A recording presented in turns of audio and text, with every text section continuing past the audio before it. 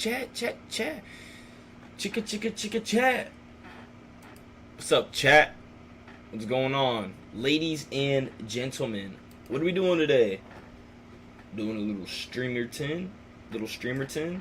Well, we got to start out with, as always, well, not as always, but a new as always. Let's get a little Wordle in here. Let's get a little Wordle going. Boom, boom, boom, boom, boom, boom, boom, boom. Bow, wow, wow, wow. Oh shit, there goes my camera. And what do we like this? If we were sitting normal at my desk, like this, it's not bad. It is not bad.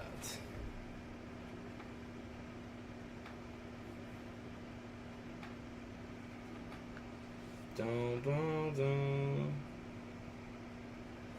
Down, and let's get ordinary. Alright, let's play some Wordle. Oh shit, what happened to my Wordle? I say you need to get down, let's get over you. Alright chat, let's start with ready. We always start with ready here. R-E-A-D-Y. Bang, bang, bang. Wow. I've never played Wordle and not gotten any letters off the first. Okay. Whoa.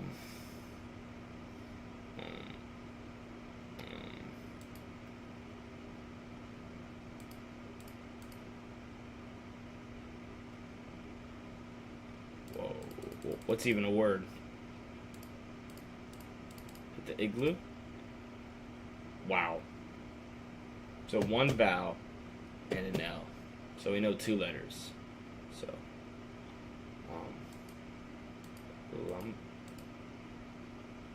lumps. Bro, this is actually insane, bro. What? F.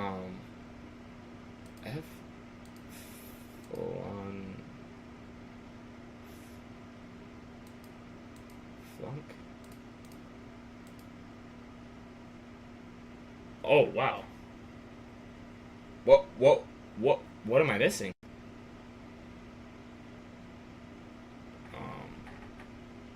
Clunk? Nice, guys! We got it in 1, 2, 3, 4, 5. Okay. You know, sometimes you gotta test the brain. Brain wasn't braining today. That's okay. What do we do next? Jay, you wanna watch some YouTube? Let's watch some YouTube. What's up, YouTube? I say you need to get down. Let's get... Bro, what's up with my YouTube? Hello? Bro, what? Oh my gosh. Chat, any recommendations? I do have a video of mine I do want to watch. Let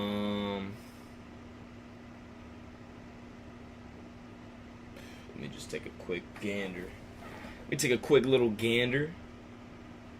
Bro,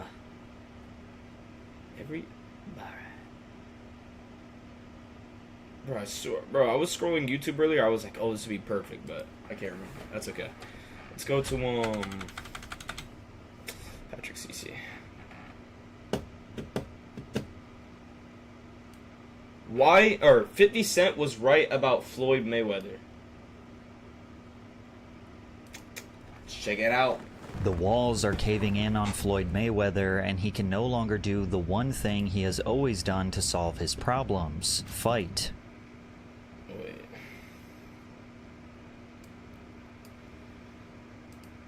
Why am I lagging?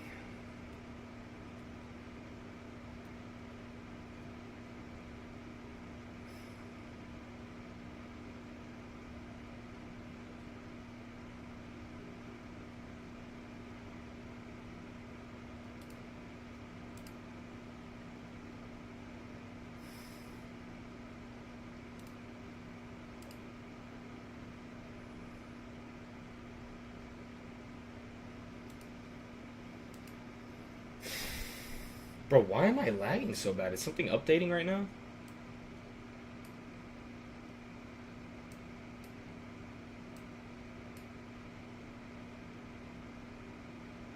Bro, it just can't just be Google Chrome. Come on now. Fuck it. Boxing didn't just make Floyd a Hall of Famer, it also made him filthy rich. He has earned an estimated $1.2 billion over his entire career, but today he is pawning off his watches to pay off debts, running from multi-million-dollar tax bills from The International Review Service has tax line of more than 7.2 million levied against Mayweather for unpaid taxes in 2018 to 2023. the IRS, Sheesh. bobbing and weaving child support payments, promoting questionable crypto coins, going toe-to-toe with countless lawsuits, and gambling the rest of the cash that he does have. As a result, many are calling him broke, which is something 50 Cent had been trying to warn us about for well over a decade. Does Floyd Mayweather, is he as rich as we think he is? No. Floyd Money Mayweather's business Damn, simple mogul as that. persona Nope. is looking like nothing more than a facade. He has desperately tried to convince you that he has made calculated investments alongside a team of business geniuses. I made some very, very smart investments. But there is a very real possibility that Floyd cannot read, which means he likely couldn't understand no the way he deals can't was read, getting bro. into, or he is playing dumb on purpose. And now that he can't fight his way into another multi-million-dollar payday, he is looking like he's going to be the guy who earned generational wealth only to blow it all in one generation. that's crazy. This is how it happened. Floyd Mayweather Sr. was arrested on drug trafficking charges, convicted, and sentenced to 5 years in prison in 1993. Okay. Which is just a small insight into the trauma Floyd experienced as a child. My mother was on drugs. My dad been shot by my mother brother. I was right there. My dad had grabbed me, was holding me in his arms when he got shot. My dad been in prison. What? And, I've been through a lot. Despite his chaotic upbringing, Floyd Jr. was determined to follow in his father's Isn't footsteps. Floyd and win. Mayweather's daughter like locked up? I don't know if this would be in the video.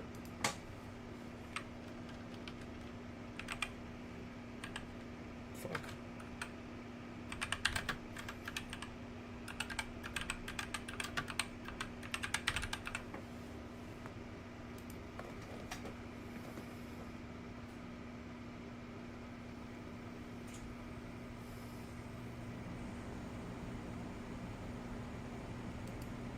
Yeah, NBA YoungBoy. Wow. Oh, so she's just on probation. Okay. He had a stellar amateur career, but in one of his last amateur fights, he lost in the Atlanta Olympics against the Bulgarian Serafim Torodov. Floyd was not necessarily dominating the fight, but most people watching thought he would be the victor. Even the referee thought he should have won. As the announcer revealed Torodov was the winner, the ref lifted up Floyd's arms, seemingly confused. But while this kind of loss could have derailed other young athletes, Floyd said it only motivated him to become great. The referee raised my hand because he thought I won. But I'm glad that the fight went like it went. Why? If it did, it made me work that much harder as a professional not to feel that same pain again. So you believe losing that fight was Yeah. the greatest thing that ever happened to Floyd Mayweather Jr.? That was one of the best things that happened to me. Bro, did y'all like watching This Floyd setback Mayweather was the fight? Were y'all into boxing? I was. I liked watching Floyd Mayweather. I just like boxing, bro. Like peak boxing, one of the best like sports to watch, bro. Like now it's just kind of bullshit, but like back in the day when it was like pristine and like there was actual champs, and you know like not everyone chased like undefeated records like Floyd. Like it was so much better of a sport to watch. Now everyone's like, if you're not undefeated, you're not gonna like, you're not. I don't know. It's just like you're not in the shot for the title. You know, it's weird. Perfect marketing It storyline. tanks your legacy by so much. And for his first official pro match against Roberto Apodaca, promoters were building Floyd up as the young prodigy who got robbed at the Olympics, working as hard as he could to support his dad when he got out of prison. And by all accounts, Floyd delivered. He took Ooh. Roberto down in round 2 with an incredibly precise shot to the kidney. But the most impressive part for new fans was that he was basically untouchable due to near-perfect defense. However, becoming a professional fighter didn't immediately This is make Pretty him Boy rich and Mayweather. famous. Floyd only made $2,500 in his $2,500, bro. Debut fight. He had just signed to Top Rank, a fighting promotion ran by the legendary Bob Arum. Bob's job was to turn fighters into stars. Top Rank put up the money to create Floyd's fights, negotiate television deals, find opponents, and slowly build his reputation. In return, they had the exclusive right to promote his fights and take a massive percentage of the money each event generated. Wow. All Floyd had to do was win, and he did. He earned the nickname Pretty Boy Floyd due to his remarkable speed and defense. His opponents barely ever hit him in the face, so he never really had any cuts or bruises. His nice guy look while being a savage knockout artist got fans invested in him, and at this point in his career, he was much more humble, soft-spoken, and generally more passionate and emotionally invested in his fights. But as Floyd kept winning, he realized something strange. Everyone around him was making way more money than he was. Okay. I took it upon myself to learn the business part of boxing. Why let a promoter keep majority of the money and he's not out there competing? Mayweather desperately needed to renegotiate his business affairs. The problem was, making money in the ring and making money outside of it are two very different skills, and Floyd wasn't exactly prepared to be the big boss he thought he was. But real quick, I want to tell you about the sponsor of today's video, Simply Safe. Let's take a look at it in action. We got a sketchy character scoping out the back door here, or the side door. Wait, what the fuck? Looking real creepy. I don't. Wait, I think was that's looking at my normal. phone, bro. What? I think that might Is be this the somebody same video? who's, Or is this uninvited. an ad? Oh my gosh, get bro. I it. was like, what does this have to do with Floyd Mayweather, bro? Floyd Mayweather dark turn. Trying to get a closer look at what's going on. Okay. Safe. By 2006, Floyd Jr. had a perfect 33-0 record after Holy beating shit. the absolute brakes off Arturo Gatti. Despite this, Gatti was still considered the bigger draw and actually earned That's more money than insane. Floyd. Now, $3.2 million was still an amazing payday. Alright. iPhone? Now you Chat, I'm gonna go get water. can Let this ad Unlocked play. on PC with Google Play Let Games. Patrick. No, fuck Unlock that. bigger screens. For Fuck that, dude.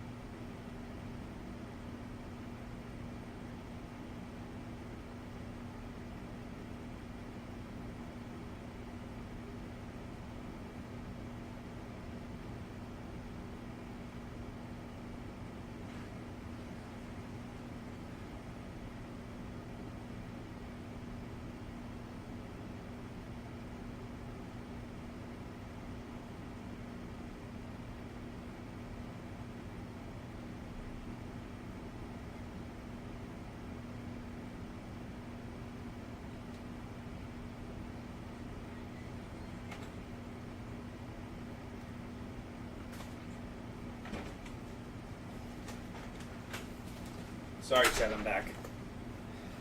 Chat, sorry, I'm back. I also took a tinkle, and I grabbed my trusty hat. Alright, let's continue. Most boxers' standards, but he felt like he was getting less than he deserved. Mayweather had just purchased his first mansion in the Las Damn! Okay, Mayweather? Damn, bro. This shit got a cul-de-sac? What, dude? Cul-de-sac driveway? Is this a separate house? Or is that the same house?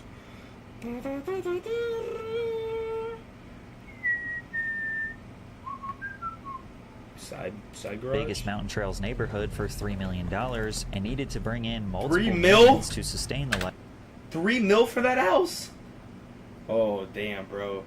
You get a house like a fourth of that size. You get. There's certain neighborhoods where you get a house this big for the same price. That's insane.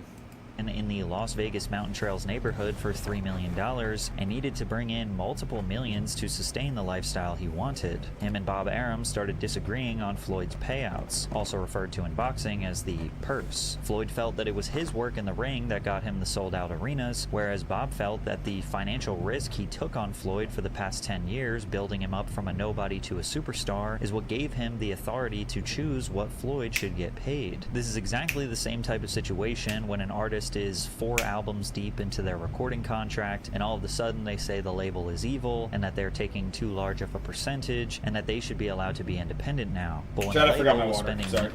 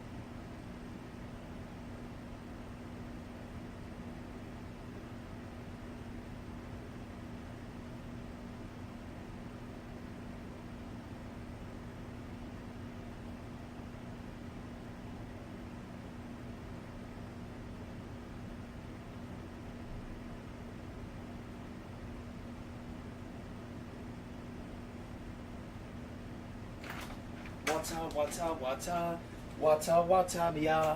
I got the little wata, yeah, wata, yeah. Welcome back, ladies and gentlemen. We are here. Oh, alright, let's continue. It's a little crisscross applesauce. Fuck. Okay.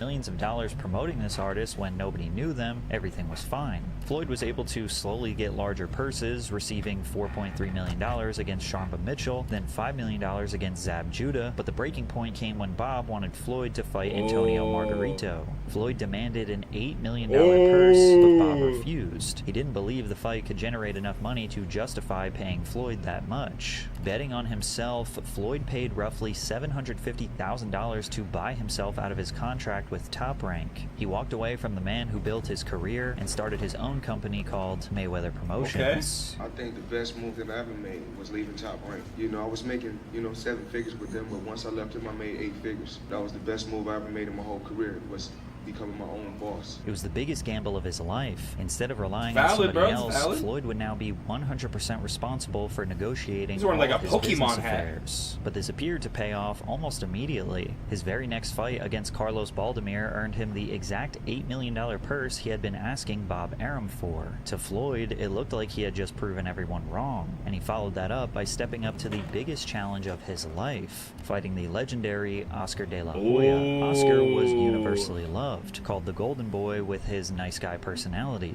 But Mayweather Jr. had a very similar image, and if he was going to sell this match, he would have to become the villain Yeah, of be American boxing. I said, bitch, I'm the villain. I'm the top drawer. You remember that? Can't be two good guys. Whoa. I chose to be the bad guy. I'm gonna beat you till you respect me.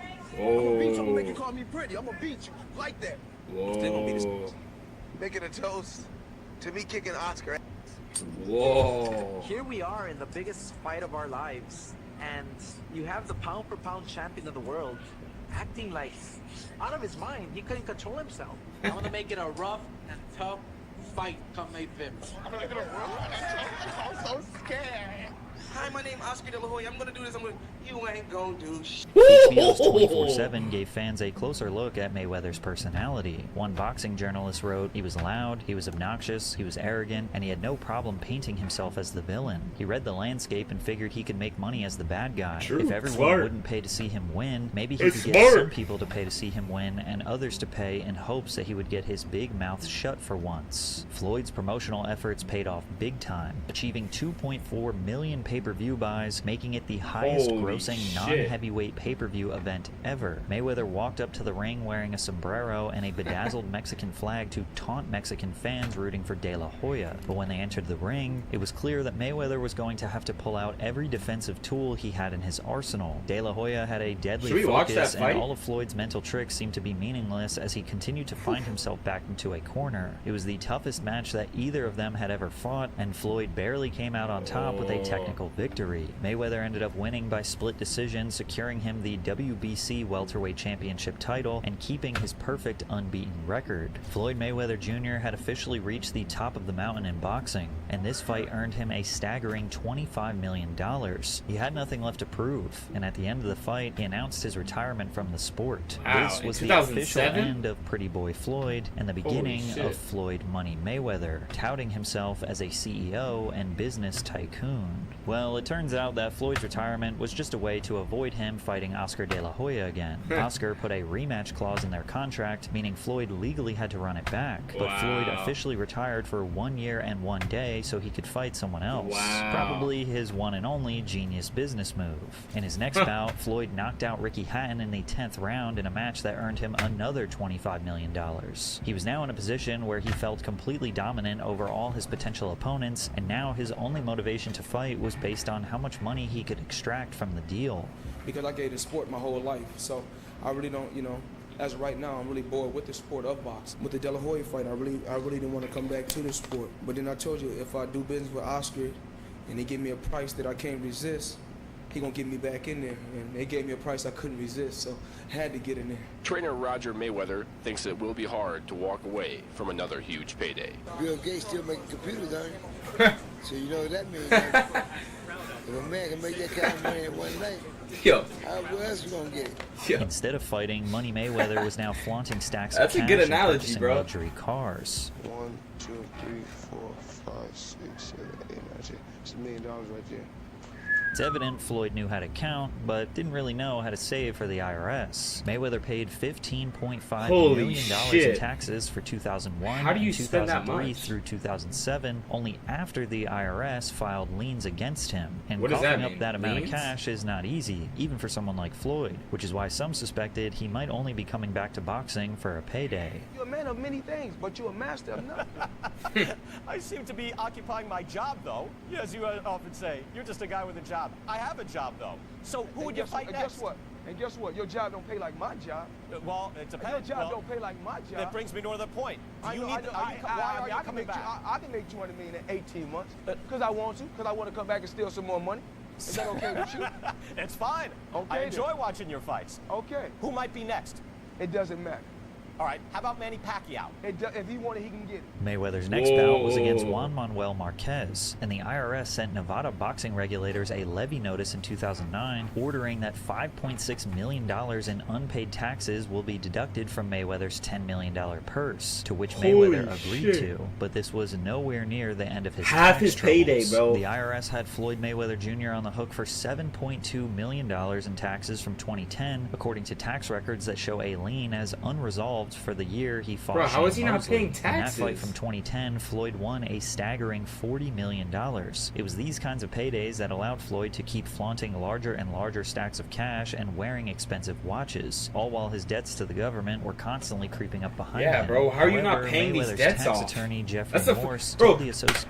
If okay, what are you doing? If you make $40 million and you owe the IRS $8 million, pay that shit instantly, bro. And then you have the rest of the money. Why just let it linger? I get being procrastination or being a procrastinator, but like, bro, certain shit, bro, like I obviously, like, this is an anomaly of a person, but like, what are you doing, bro? Just pay it off.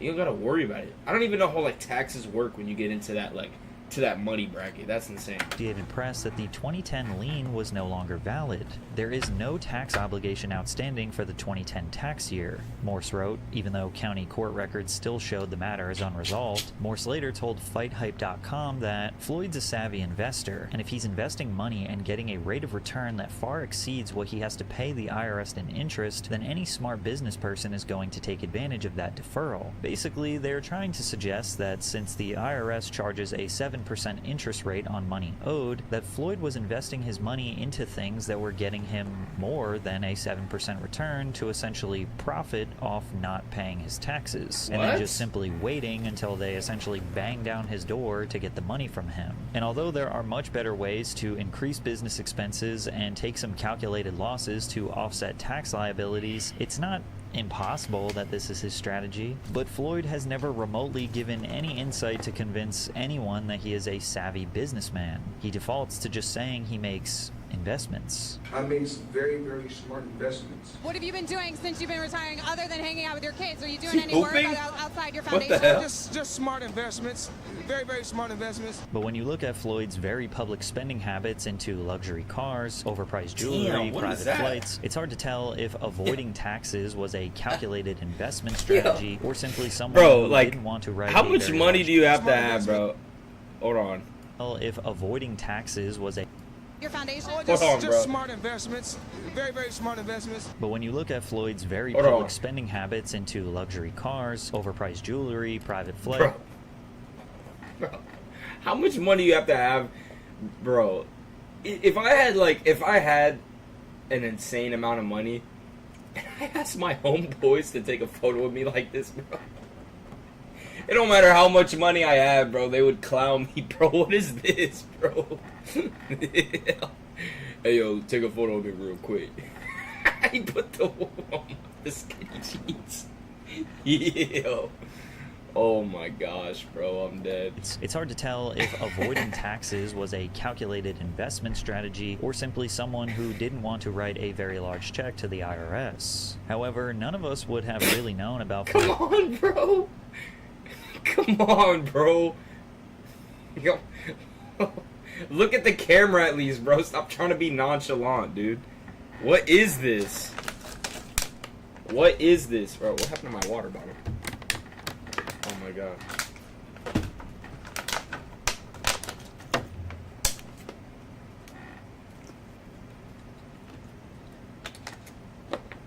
Oh, it's in my lap. Bro, come on. Dude. Look at the camera, bro. Money troubles if it weren't for his complicated friendship with 50 Cent. Because after Floyd refused to pay 50, he didn't hold back from exposing the Money Mayweather facade. In 2011, the friendship between Mayweather Jr. and 50 Cent started to become more of an official business partnership when Floyd announced a new film company called Mayweather Productions, using the infrastructure from 50 Cent's Cheetah Vision Films. The first movie was going to be an action film titled Tomorrow Today. 50 Cent was set to write and direct it, and shooting was planned for August 2011 in Grand Rapids, Michigan. It came alongside a reported $200 million investment deal for Cheetah Vision to produce and release 10 movies distributed by Lionsgate. All of a sudden, they were constantly seen side by side in commercials, magazine covers, and formed TMT, which is an Mike acronym Tyson? for I just saw y'all saw that.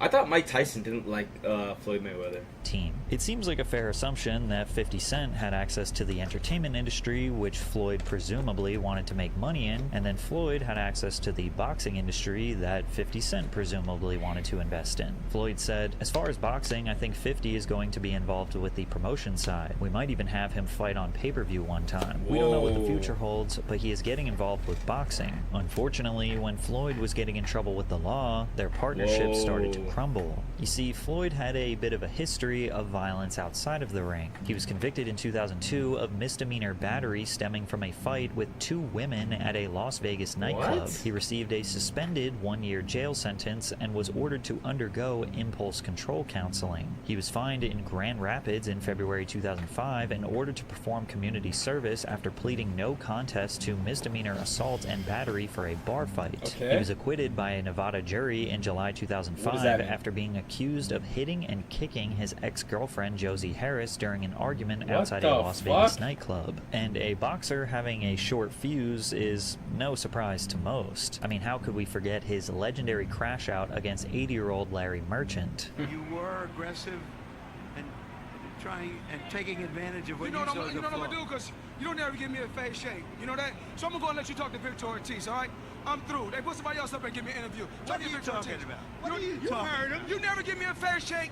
HBO needs to fire you. You don't know shit about boxing. You ain't you not. I wish I was 50 years younger and I'd kick your ass. But this temper becomes particularly problematic when he puts his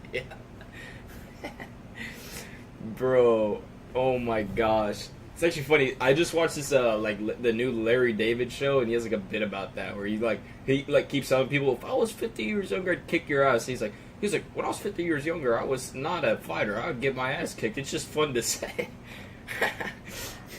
You think that guy would beat Floyd Mayweather? Yeah, why is he picking on an 80-year-old though? Come on, bro. hands on the mother of his children, especially in front of them. When facing domestic violence charges again in 2010, he knew the odds were stacked against him. He admitted to hitting his now ex, Josie Harris, and twisting her arm, and decided to take a plea deal, receiving a guilty verdict and spending 90 days in jail. Initially, 50 and Floyd continued like it was business as usual, hyping up fans regarding a possible fight with boxing legend Manny Pacquiao. 50 even started trolling by tweeting, "Pac Manny ducking because he know he gonna get his ass handed to him. I told Floyd beat his before he go to jail," holding stacks of money to show the money team was still locked in. 50 Cent was even there to pick up Floyd from jail with the rest of the Mayweather family after his sentence was up in the summer of 2012. But when Floyd got out, everything changed. 50 said, "Everybody around him is waiting on the next time he feels generous, and I have a lot, so I don't wait for nobody. It's just a space and time. I'll go and do what I have to do. I don't gotta sit around and wait for the next time he feels like giving somebody something." From there, 50 would reveal Floyd's extreme lack of business acumen as the reason why they had a falling out. Now, what do you mean he changed his mind? Like, as he was actually going into jail, he asked me to help him with Mayweather promotion. Right. Then, as he actually got in and I took a look, I realized there is no Mayweather promotions. There's no LLC. There's no seal. It's not incorporated.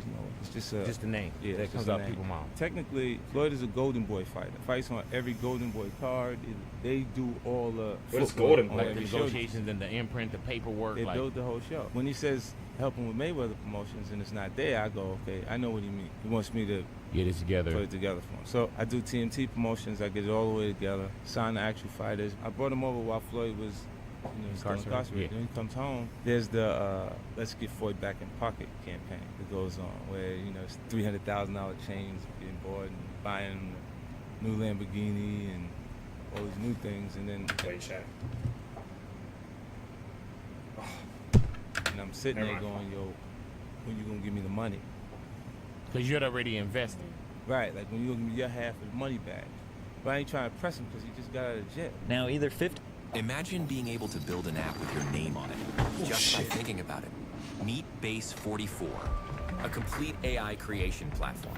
He was being misleading on purpose, or he just kind of mixed up his words. He said Mayweather Promotions wasn't incorporated, which is just false. Public records and court filings from many years earlier already reference Mayweather Promotions LLC, meaning the company did exist. What he could have meant was that Mayweather Promotions wasn't properly licensed as a promoter in Nevada, and that Floyd was essentially a Golden Boy Promotions fighter, which does seem to check out, because Golden Boy was the licensed promoter for all of Floyd's fights from 2007 to 2014.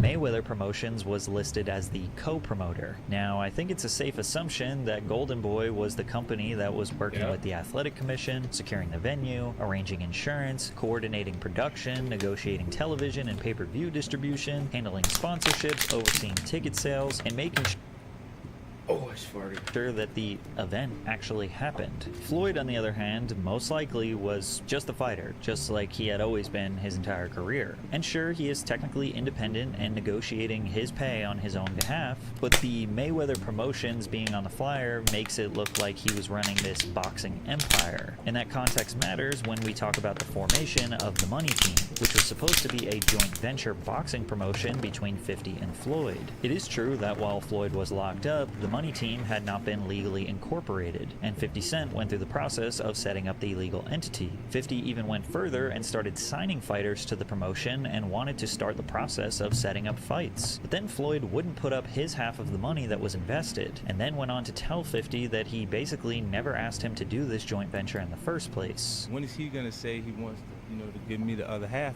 Why I gotta ask you for it? And then when he, are we talking over $2 million? It's about that. Oh, okay. At that point, it was invested in. All right. So look, he goes, when he finally does bring up the situation, he acted like he didn't know anything. Like, I didn't tell you how to do that. I didn't tell you to do that. And I'm looking at him, and he looked in my face, and he didn't tell me to do that. Now the big question is, why wouldn't Floyd want to go into business with 50? Like, where was the misunderstanding? 50 basically says he's nothing more than a fighter, and that he doesn't know all of the complicated and detailed steps of what it actually takes to put on a pay-per-view event. But he takes it a step further and says Floyd doesn't do anything without the assistance of others. He doesn't even tweet. That's not Floyd. Floyd don't tweet. Wow. That's not him on Instagram. Wow. He got somebody next to him. See, everybody around him is codependent. So they're going to roll with what he says regardless. But do he tell them type this? He got to tell them to type this, though. Like, they'll tell him what to say. Like, because as soon as you get confused, he's going to go, okay, fine. Oh, just call out. It gets confusing, and then he just goes, just call out. Now, finding out a professional boxer pays people to do literally everything for him is not surprising. The problem is that Floyd parades himself as a smart investor and savvy businessman, when in reality, 50 revealed that he just fights, spends all his money, then fights again to make the money back he just spent. Him making the decision to not put up his half of the actual money is fine. He's kind of trapped in a regimen of fight, get the money, spend the money, fight. Fight, get the money, spend the money, fight. There's no investments, no income from anywhere outside of him fighting. I look forward to having him be involved in situations where he can continuously have income so he doesn't run into what so often fighters run into at the end of the career, not having any financial support or money around. After cutting ties with Floyd, 50 Cent repeatedly hinted that he was doing business with Manny Pacquiao and even suggested that the two would work together, but no formal partnership ever emerged. So 50 resorted to doing what he does best, trolling. A perfect example is when Floyd went out of his way to touch T.I.'s wife Tiny at a red carpet event, and 50 Cent made a video pretending to call Mayweather and tell him to chill out because T.I. might get violent. What the f is going on, man? Niggas tell me you down there at the Fatburger fighting over Tiny.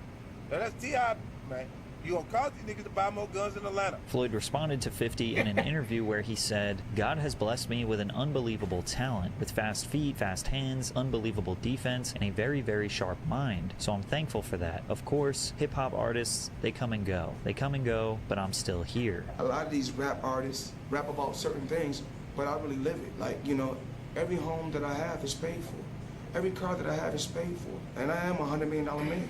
I mean, this is the truth. It's not a lie. I mean, if these guys claim that they're doing certain numbers in certain units, we'll see. My fight is already sold out. 50 woke up the next day and responded to Floyd's comments with one of his most iconic videos ever. Woke up, I looked at the computer say, Floyd said, T.I. Nelly 50. I'm like, what did he say me for? Nelly your first baby mama, Melissa, then took your fiance, say that nigga.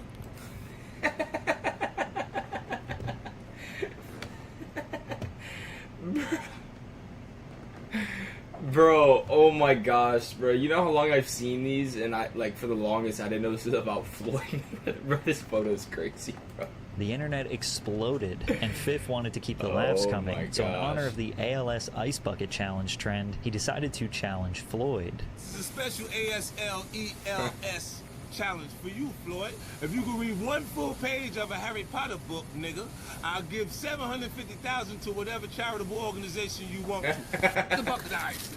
Fifth sensed that Floyd might not be able to read the Harry Potter book, so he made some changes to his challenge. A phone call from my man Jimmy Kimmel. Jimmy said if Floyd accepts the challenge, then he'll put it on the actual show, so you can read it on the show. We don't want to put pressure on you. We know you can't pronounce those words in that Harry Potter book, so we're going to Oh my god. I'm so sick of these ads! But this is important. The shooter who murdered my sweet little Daniel brought a highly lethal weapon with him to my son's first grade classroom at Sandy Hook Elementary. In approximately 4 minutes, he shot 154 bullets. Gonna let you read Cat now.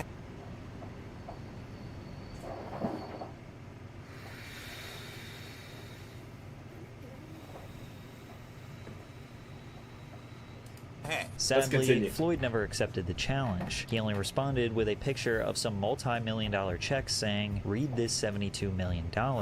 Over the years, 50 Cent continuously mocked Floyd's reading capability. Dear Tiny, oh my god. I just draping you a line to let you know I love you very much. Wait, I just dropping you a line to let you know I love you very much. Fuck T.I. He don't love you like I do. Sincerely, Floyd Money.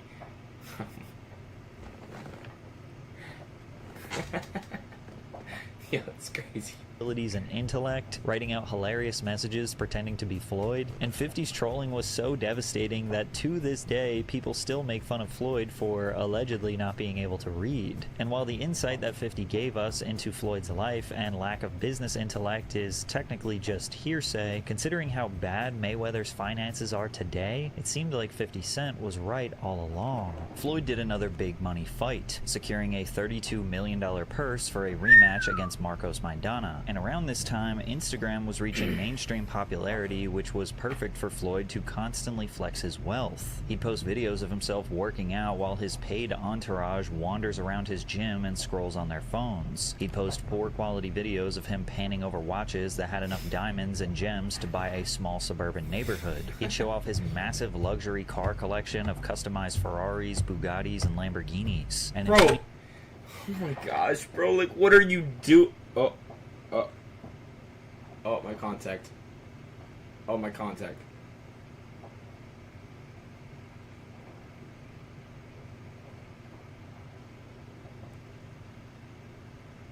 Oh my god, my contact. It rolled in my eyes. It's inside my eye.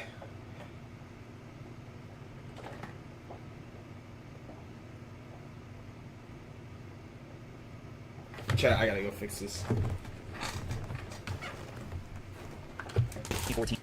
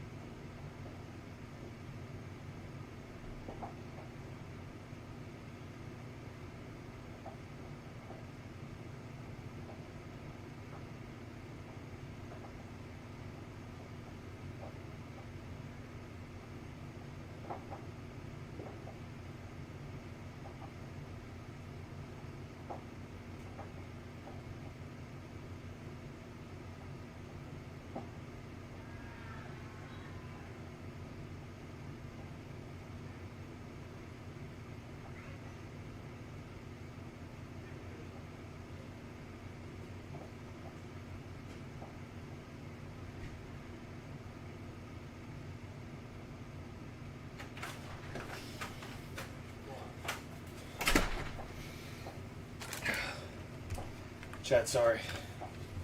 My contacts, sometimes, I don't know if you ever wore contacts, but if you rub your eyes, it like went up inside of my eye. I had to like get it out. Oh fuck, dude. That shit hurt. Let's get back to the His collection reached new heights after he purchased Bro, what are you doing, Floyd?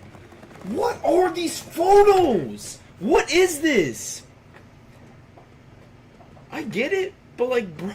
Oh my gosh, bro. Like, the flex is insane, bro.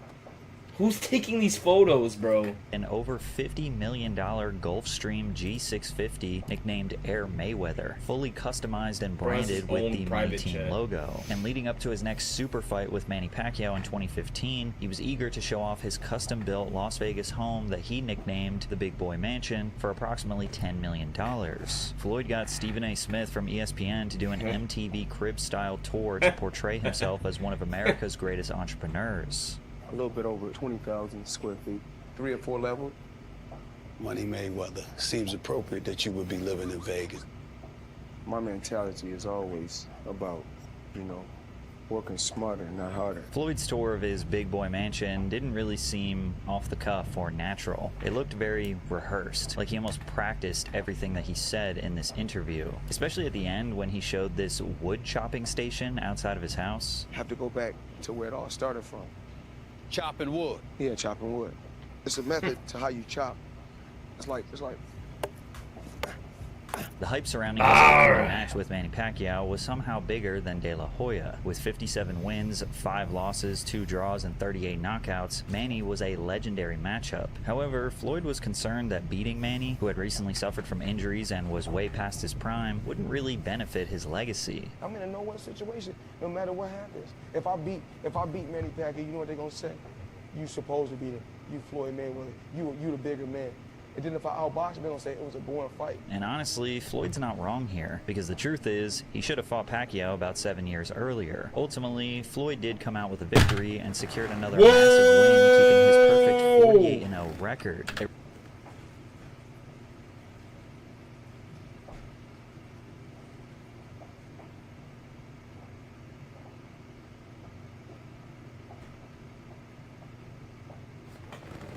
Guys.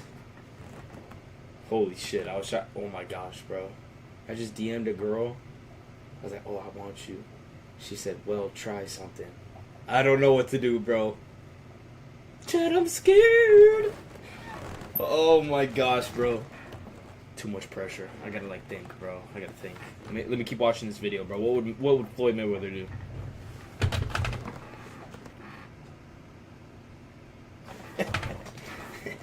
Really was the fight of the century, showcasing the offensive power of Manny and the legendary defense Floyd was famous for. But at the post-fight press conference, he had to remind everyone how well he invested his money. I don't want to wait till I get almost 40 years old to start taking abuse on my body. I want to be able to have all my faculties. I invested my money extremely well and good. I can quit boxing today and I'm A-okay. But like I said before, I'm blessed.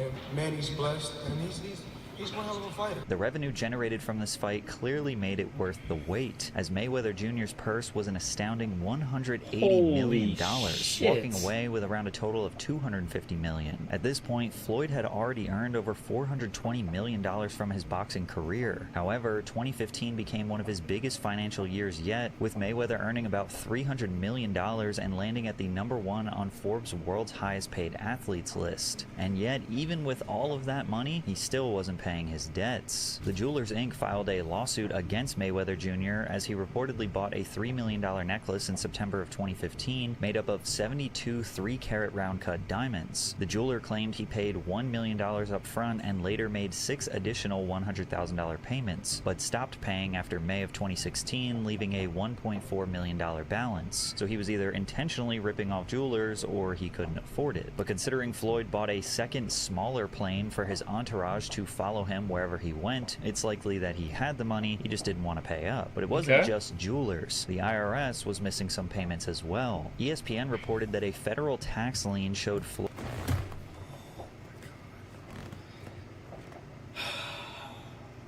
How do you not pay this? If you're making that much money, I get it.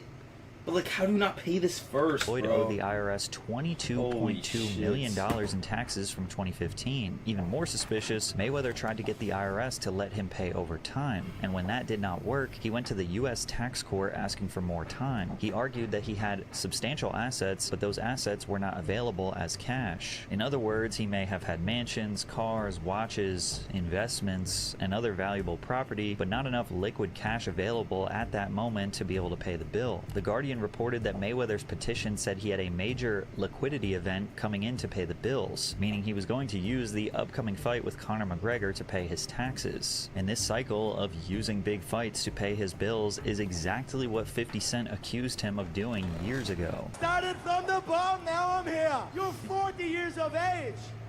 Dress your f***ing age. Carrying a school bag on stage. What are you doing with a school bag on stage? You can't even read. From the very beginning, real fight fans looked at the McGregor vs. Mayweather bout as an obvious cash grab for both fighters. Floyd was a retired 40-year-old boxer, and Conor was not a boxer. The build-up was one of the most over-the-top and chaotic promotional tours in combat sports history, with 4 different massive press conferences where the two did these long, drawn-out speeches and stood toe-to-toe, seemingly pretending to hate each other. It was mildly entertaining, but mostly awkward and exhaustive. Microwave meal. That's what you are. I'm a home-cooked meal. What? With that cheap watch on. Step your game up.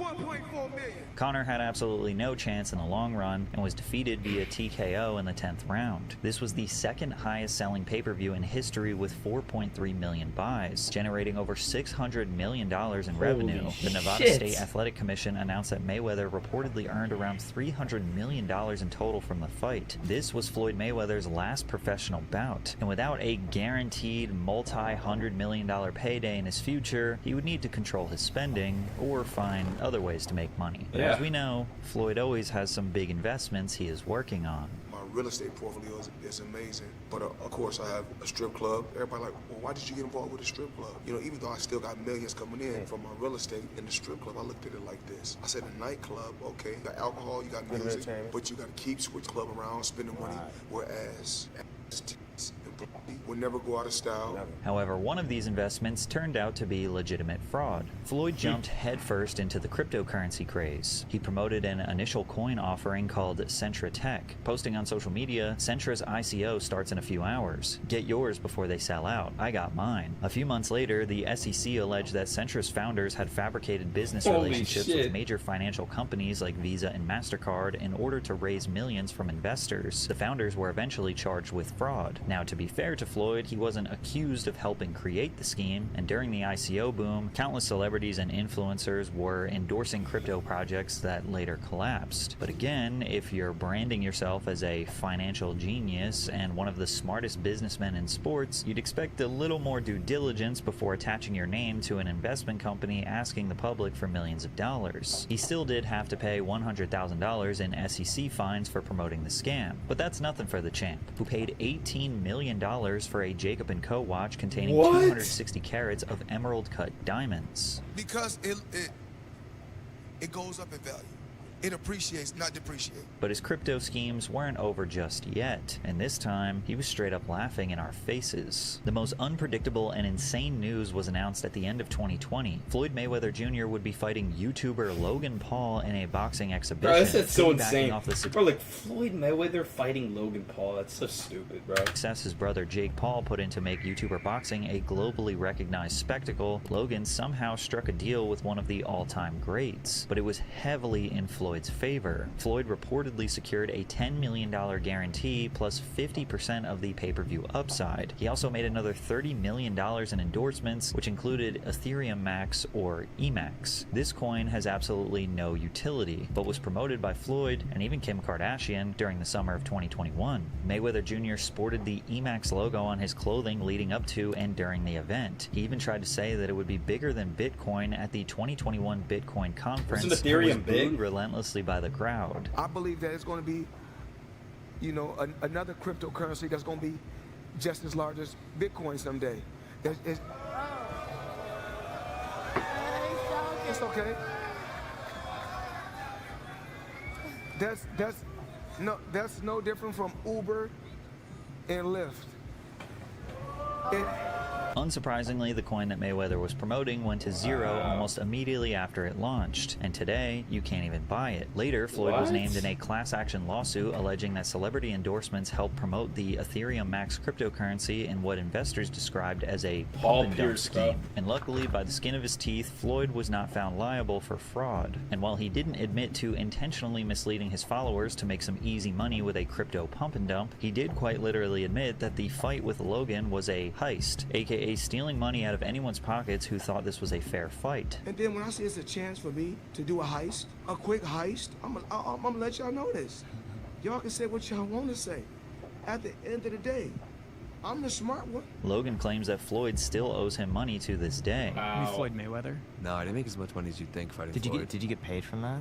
He still owes me $1.5 million, maybe more. How does he owe you the money? Why don't you just like... Here's what happened. He pre-sold the fight using my likeness to some company in, I think, Dubai or like the Middle East for $10 million cash. We ended up doing the fight in the States with a different company. That is the company that put on the fight. That is the company that paid me. But he sold our fight with my name and likeness to someone else in Dubai for $10 million cash. It's our fight, bro. Our deal was 15%. He smoked me. So I got 15% of it. 15% of $10 million is $1.5 million. And what's funny is Floyd didn't even deny it. His brother said that you didn't pay him for the fight that y'all had together. What do you have to say to that? The Logan boy. I wish them nothing but the best. Now, in this particular instance, most people are on Mayweather's side. Yo, you owe this guy $1.5 million. And you wish him the best, bro. Come on, dude. Right. Anyone who knows boxing knows Floyd would never put himself in a position to lose his perfect 50-0 record, even if it was just an exhibition. Plus, most people don't have any remorse left for Logan Paul, so the fact that he's not getting his $1.5 million from Floyd, they just don't care. But Mayweather being rewarded with millions of dollars for intentionally misleading people would become a dangerous cycle that he was seemingly trapped in. After his multiple retirements from professional boxing, and a handful of exhibition matches, Mayweather's ability to generate hype around a return to the ring became less and less exciting. Therefore, he needed to put his business skills to the test to see if he could actually generate some revenue. Mayweather Boxing and Fitness, a boxing studio, seemed like the most obvious business for him to start. His credentials as an undefeated world champion gave his personalized training programs and classes credibility. And at first, things seemed to be going well. Dozens of different locations across the country were open for business, with another 200 studios sold to franchisees for development by 2021. A crowdfunding campaign launched by Floyd also claimed the brand had the potential to become a multi-billion-dollar IP one day. But behind the scenes, both the business and its investors were losing millions of dollars every year. Balance sheets released by the SEC indicate a total net loss of $7 million in 2021 and 2022 on behalf of the business. This loss was directly tied to those who purchased franchising rights to run their own studios under Mayweather's brand. Multiple individuals reported investing upwards of $1 million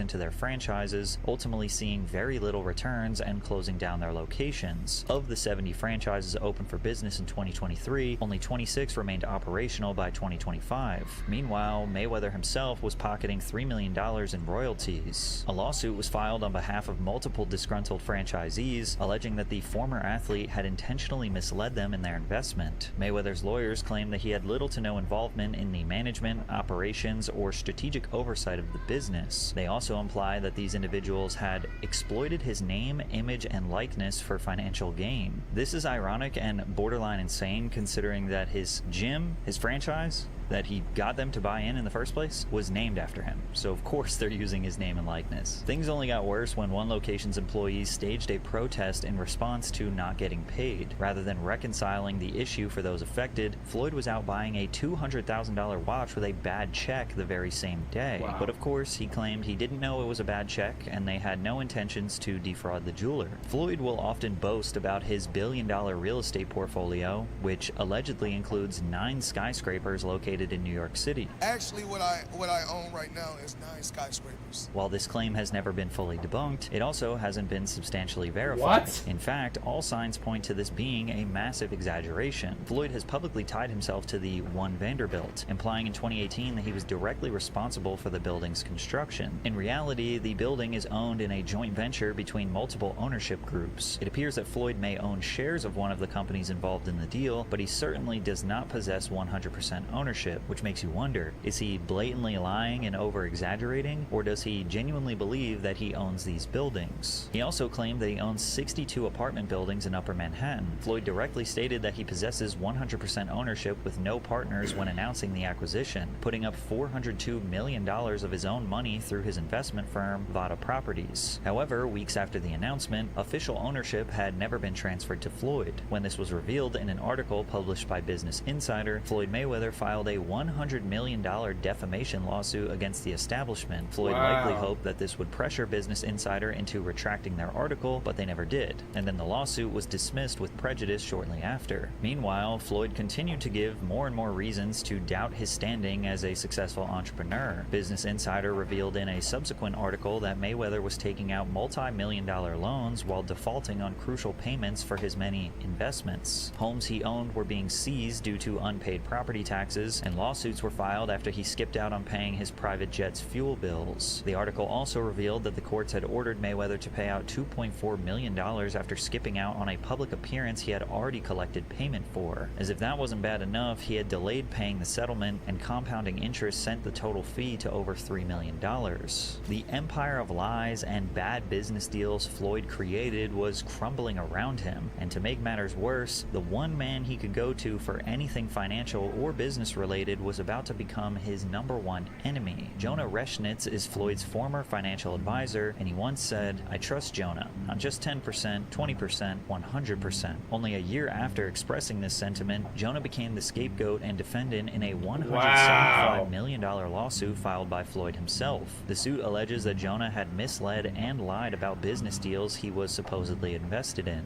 According to Floyd, when he claimed to have purchased 62 apartment buildings in Manhattan, he wasn't just blowing smoke, but rather he had been taken advantage of by Jonah. Conveniently, Jonah is allegedly responsible for it all. The bad checks, the unpaid jet fuel bills, the insane claims of owning New York City skyscrapers. Floyd claims these were all Jonah's predatory business methods. Floyd also claims that Jonah had used $100 million worth of jewelry as collateral to take out a $13 million loan behind the back of his client. Not only did Jonah deny these allegations, he brought receipts in an exclusive interview with YouTuber Spencer Cornelia. Around August 2025, Floyd needed cash money, so he decided to start pawning his jewelry. Here's a text on August 25th, 2025 of Jonah sending Floyd an image of his watch and the word loan below. That represents that watch as being within the group that was being pawned. Here's the second image sent on that day. The top image is a collection of watches that were grouped together for a November loan, and that many had been returned after the balance was paid down. Here's the next message of another collection of watches that were used for a loan. The image on the left is an exhibit Floyd included in the complaint. Within this list are 4 of the watches you see in the text message on the right that were included in the group of watches that were pawned. This indicates he continues to lie about not knowing that his watches were getting pawned for a loan to fund his lifestyle. Text messages also show Floyd directly acknowledging the $13 million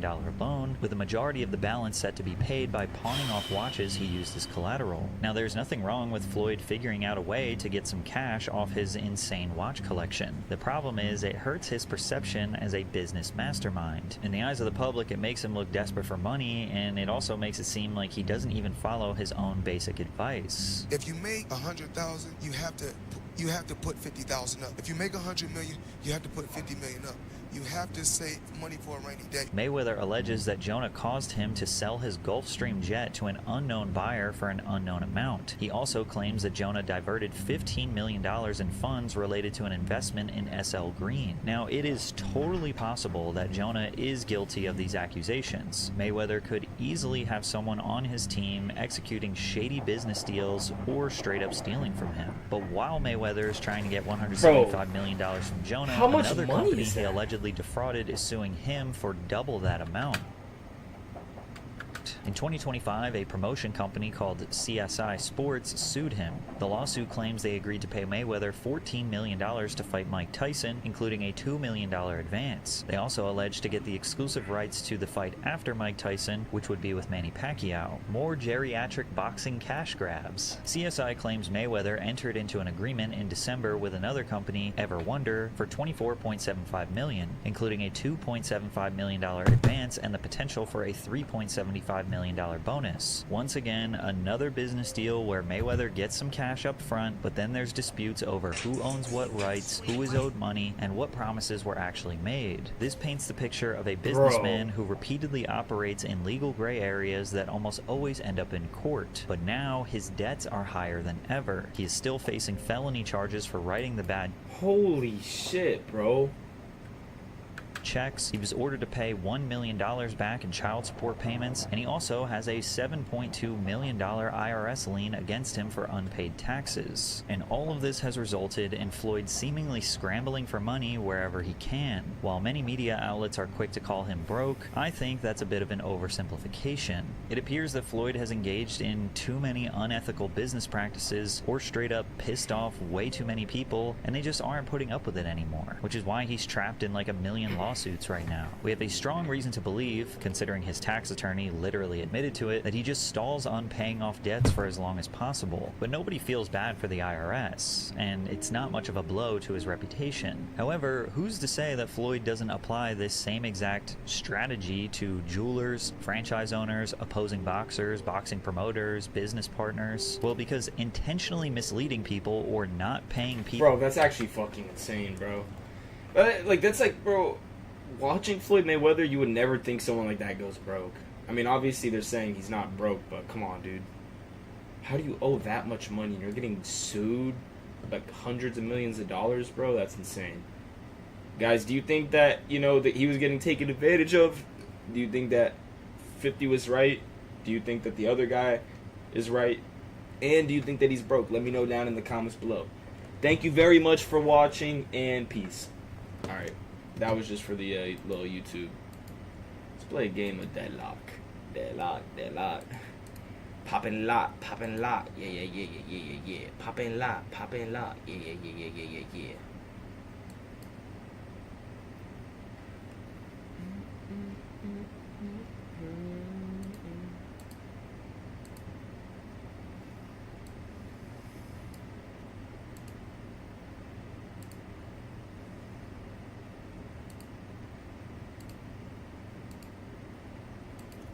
Let's call my boy Dakota. Call Dakota.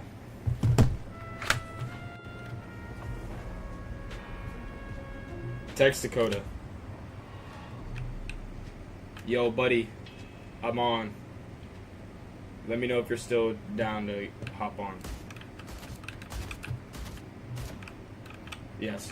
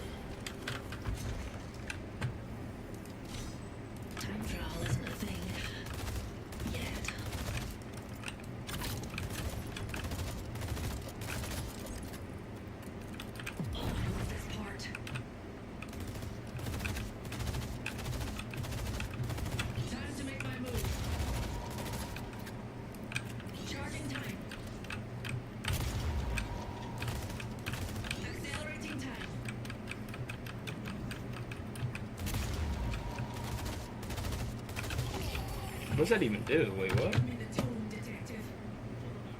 Charge up a powerful shot of time energy dealing.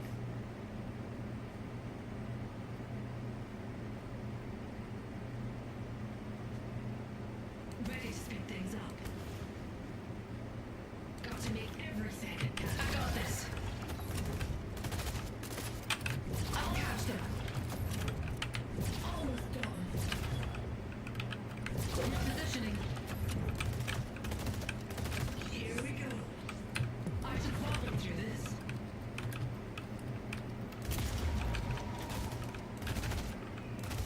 Gathering time.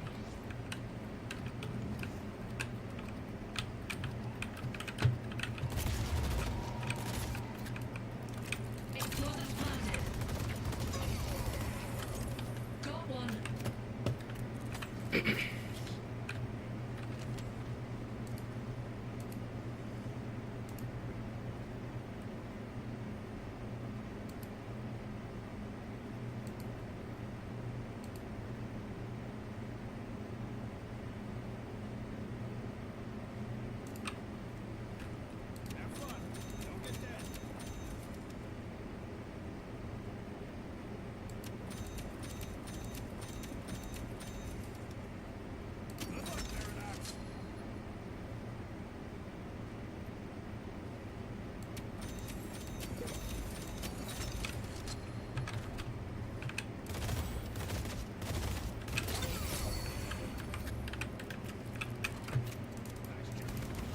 My terms. Hull grenade out.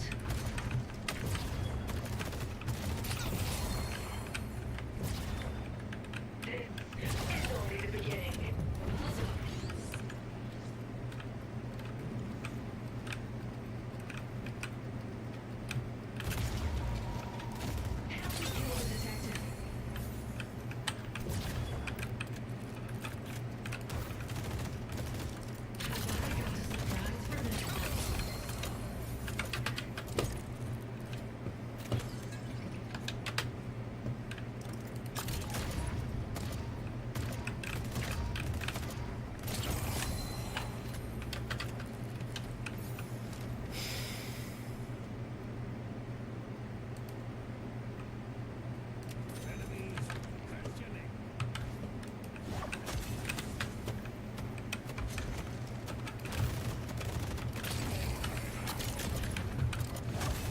You guys could at least try to stop me.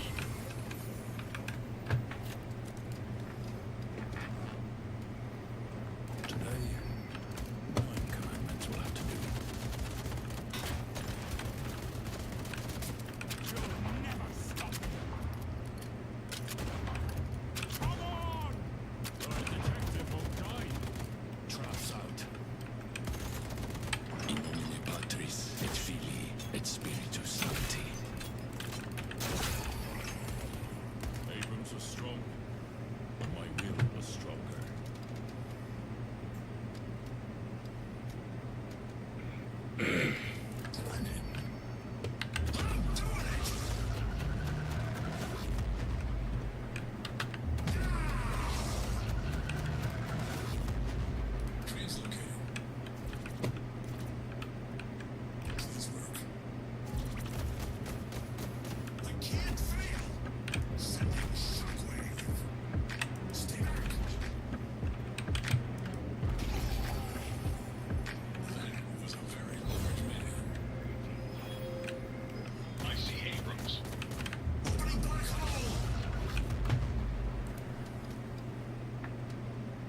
Summoning the patrons never looked this good.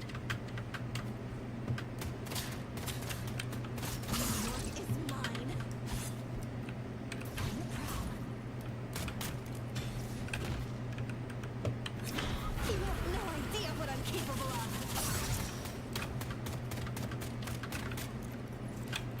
Okay. Who else? Who's this? I'm tired of lying to my friends and to myself. Channeling spirits. I didn't come this far just to die now.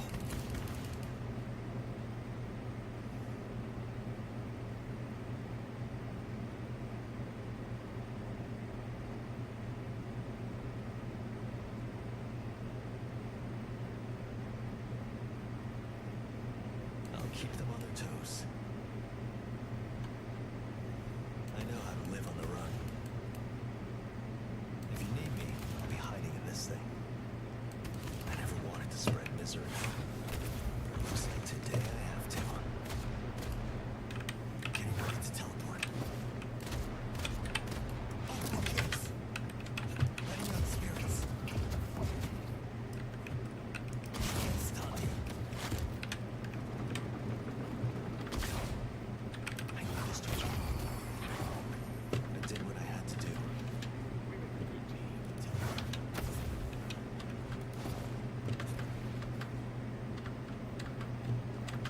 I don't remember New York being so dangerous. I'll dream it. You should run. No more games. They can't last forever. I'll run things in. Need to plan this out.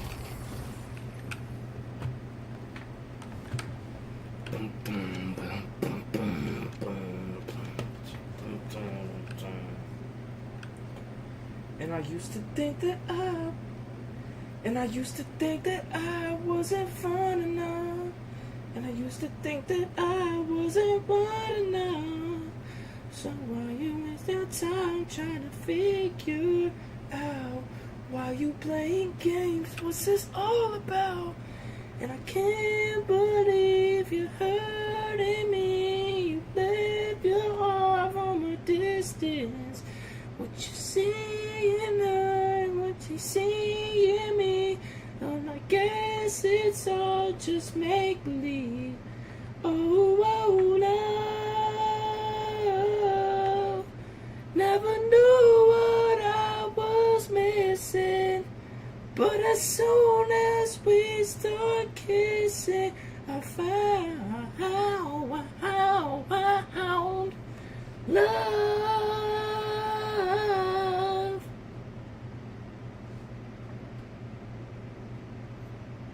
And I used to think that I wasn't fun enough.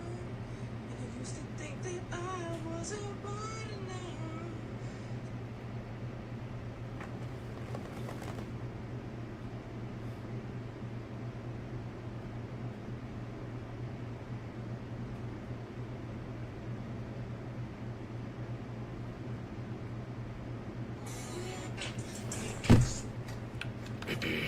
Shabang bang. I dig it with an A. Yeah, but it with an A. I do the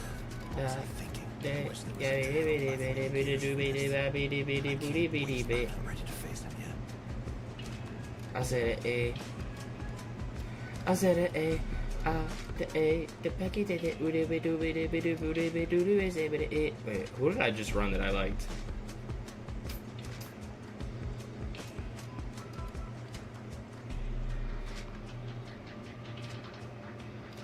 Fuck it, we'll just do this.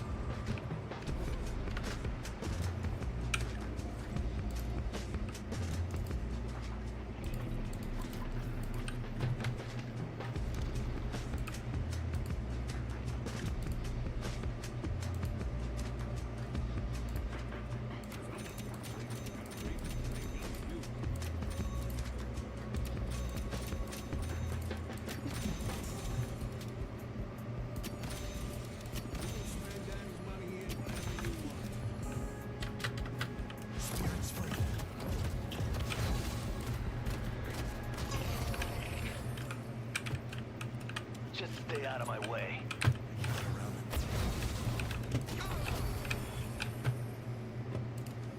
Who was the girl I was running, bro?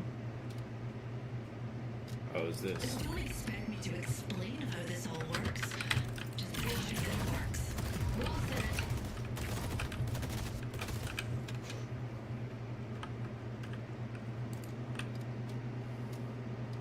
No one can stop me from taking what I want.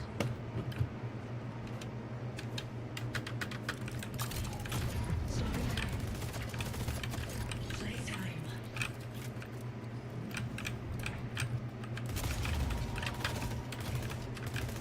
Swapping.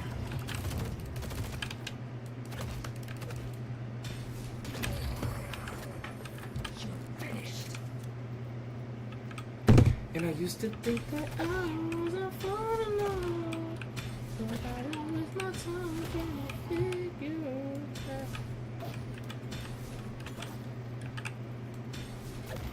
Oh.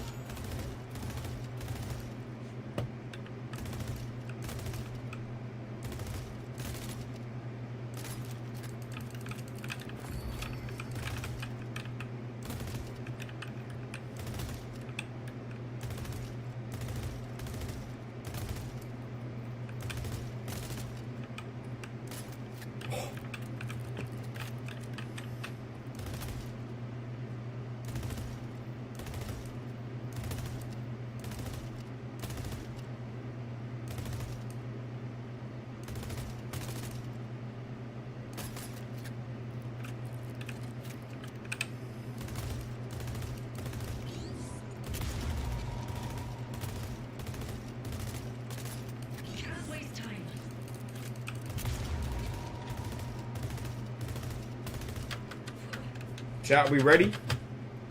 I said A, get take it with it, baby, yeah, yeah. I said A. Oh shit. Who am I? Graves? Probably Graves. Probably Graves. Probably Graves. Bebop. Okay. All right, I'll try my best with Bebop, guys. I like running Graves more, but I'm down for Bebop.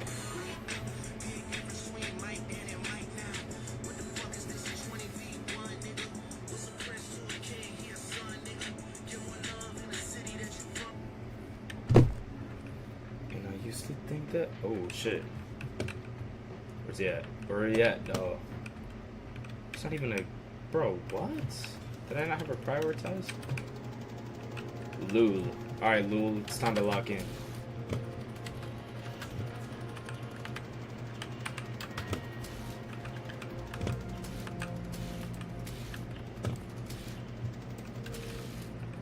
Oh, shit. Just be farting, bro.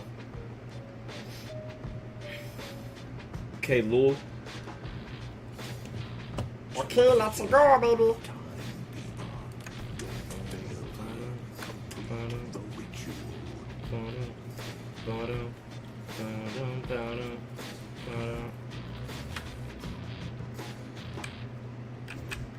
You want to kill it close? Oh, y'all want to get up close, huh? You got yourself a little problem.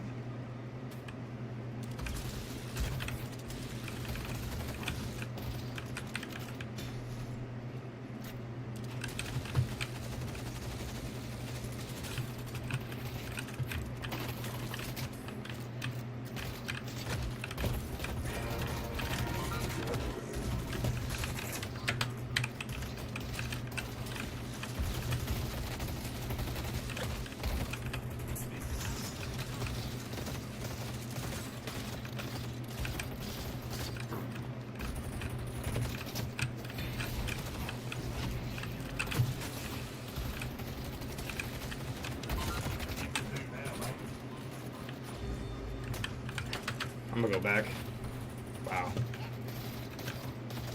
Wow, I'm dead. I'm dead! Wow. Wow. I'm actually trash. Let me lock in, bro.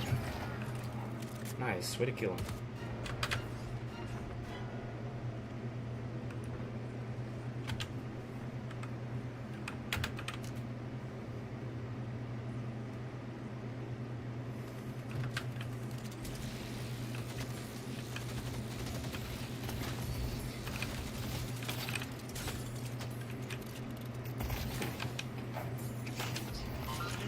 You got something on you, mate?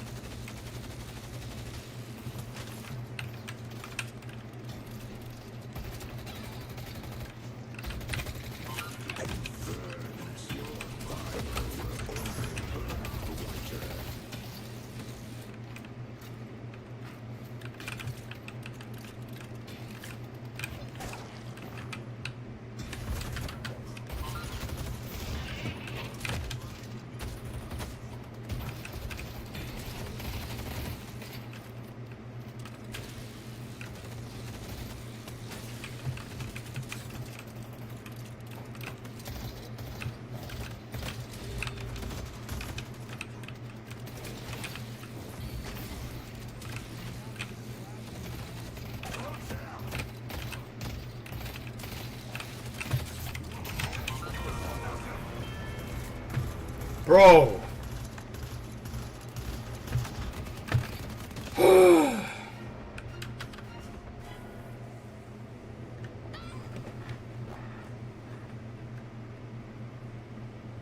Bro, I'm actually trying, bro. I don't know.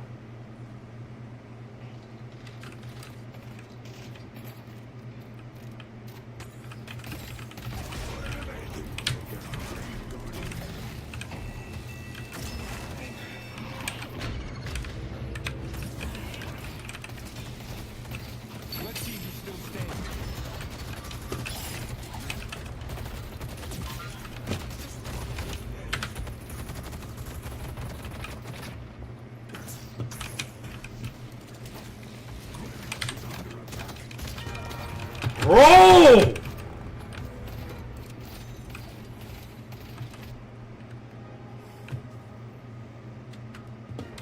Are we actually this bad? Holy shit, man.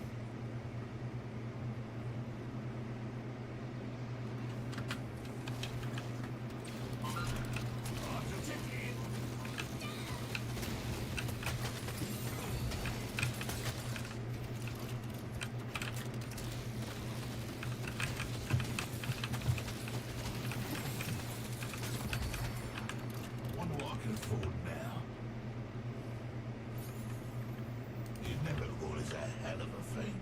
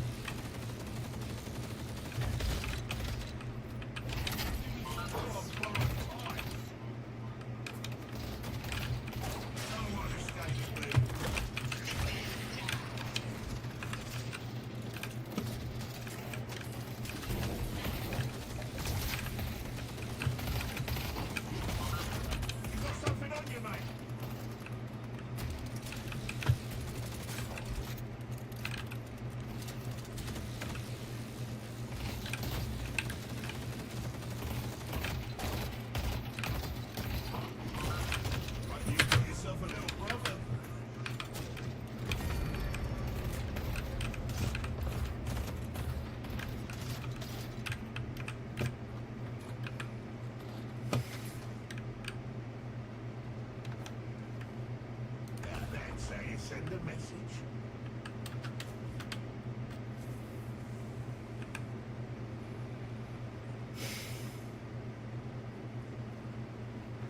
Alright, we buy here, we buy.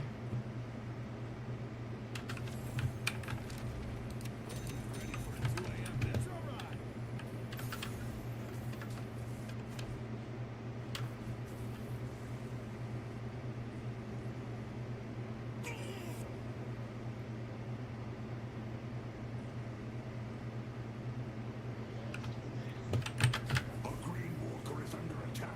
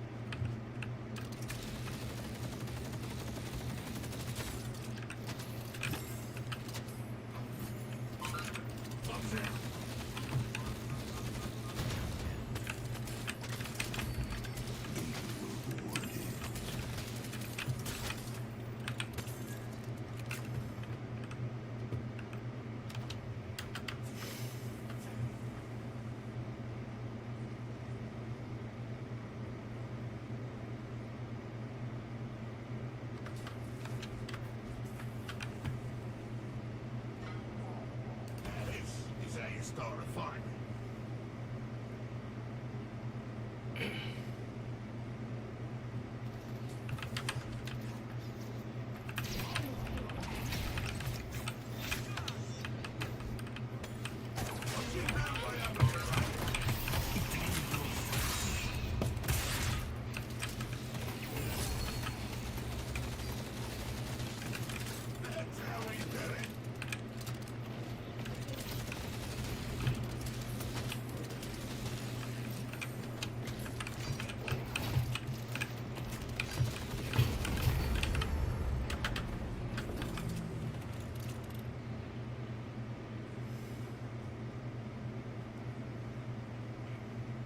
Why you playing games? What's this all about? Good help, Nick. I gotta go defend green now. Go defend green. Let me just alt this. A green walker is under attack. Using armor bait.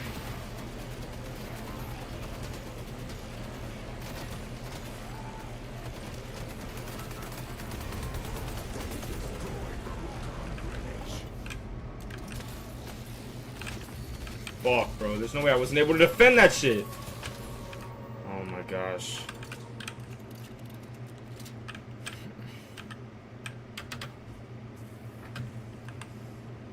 Should get this rift.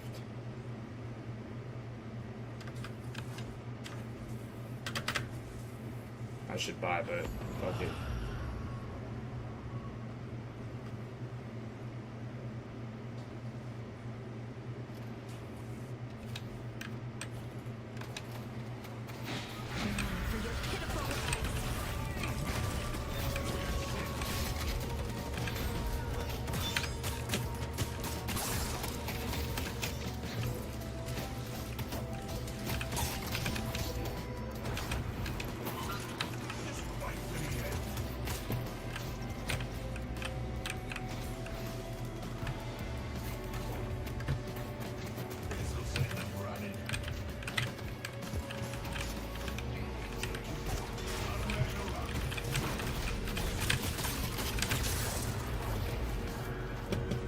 Fuck.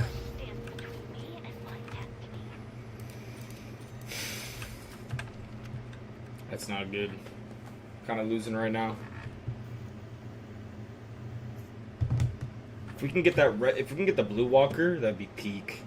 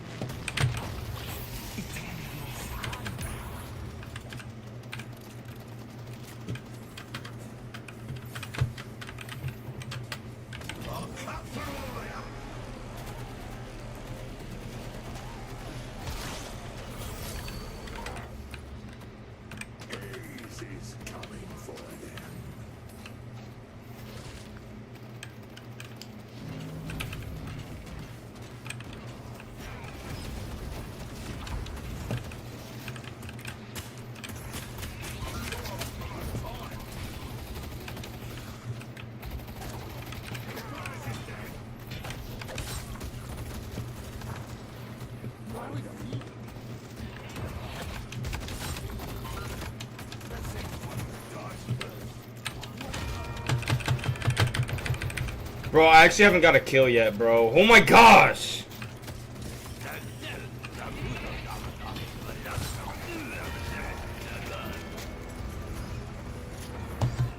Ugh. No, don't lose the blue. I'm about to lose blue.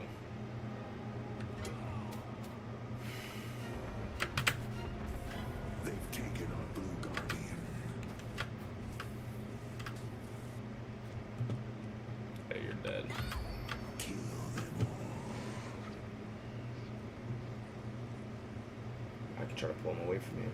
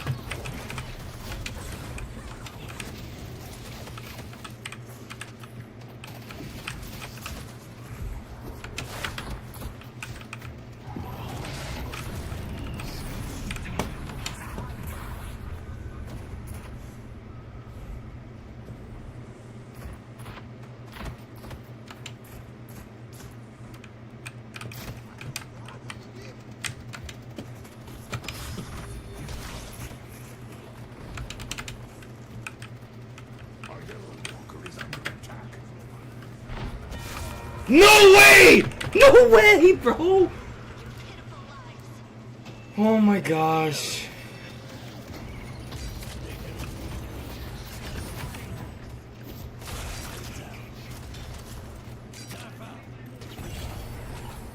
Nice.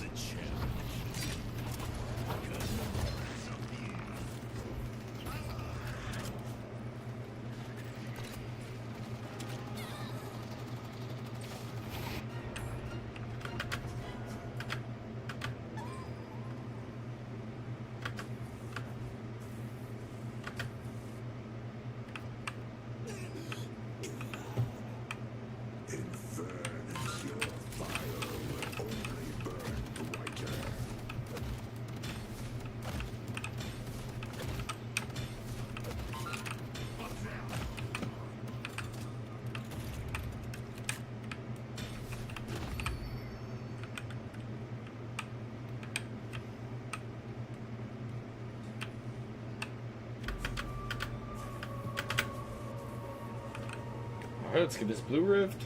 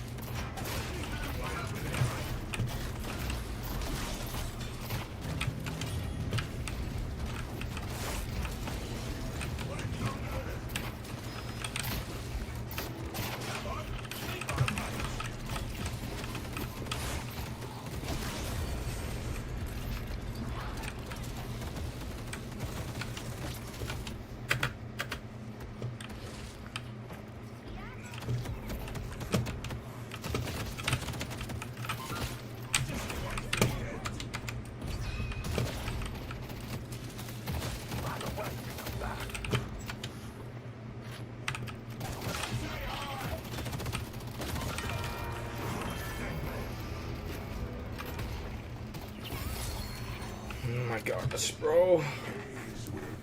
I've actually died so many fucking times!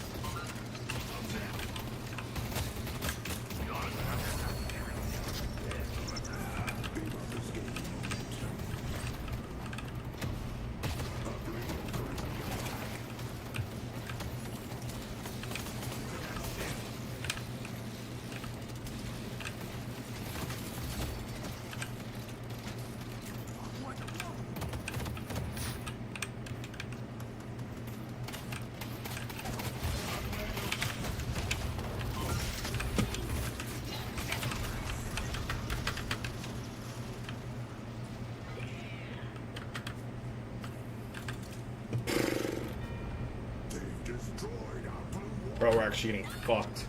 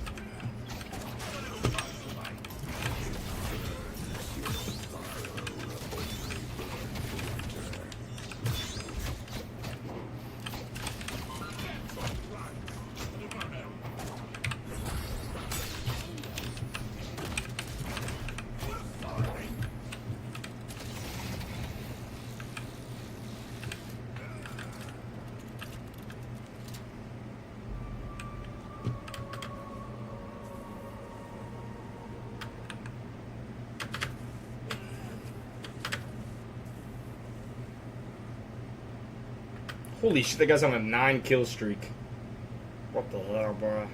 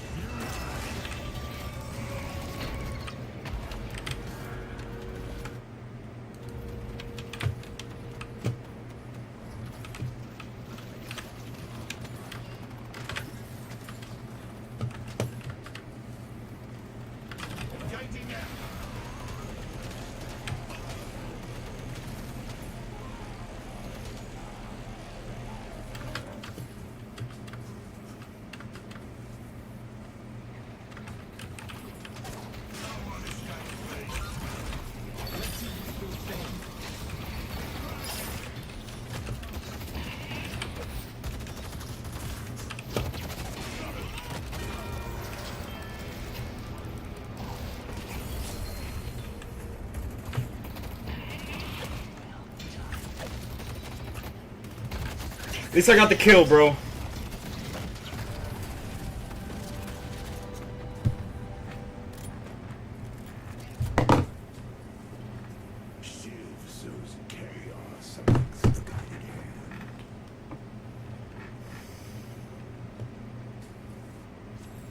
Okay.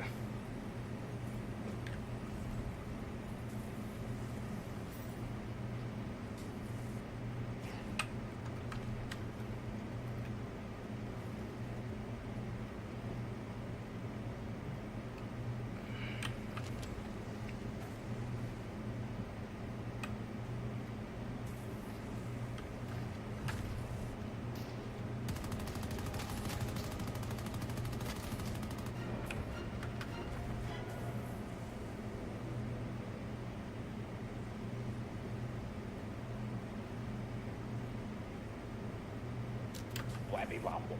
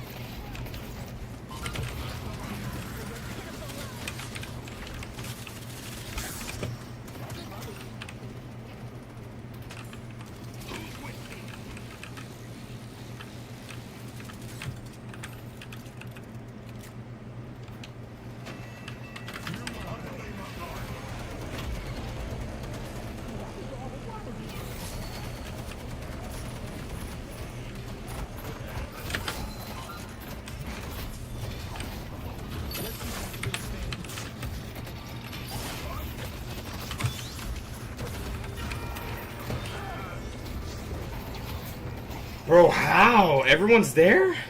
What are we doing, man?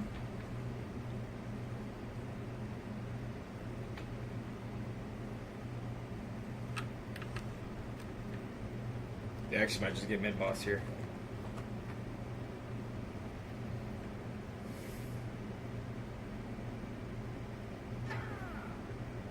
Jeez.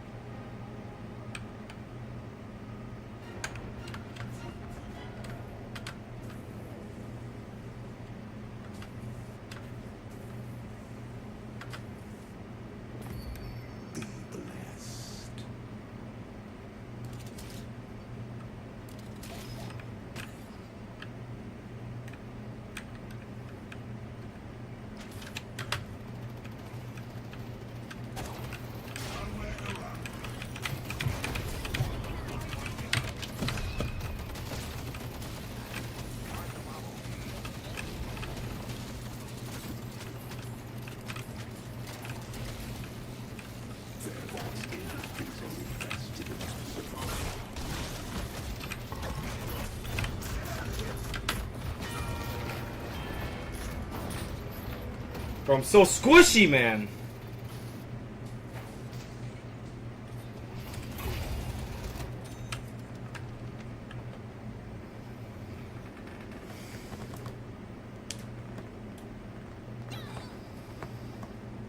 Oh my gosh, bro.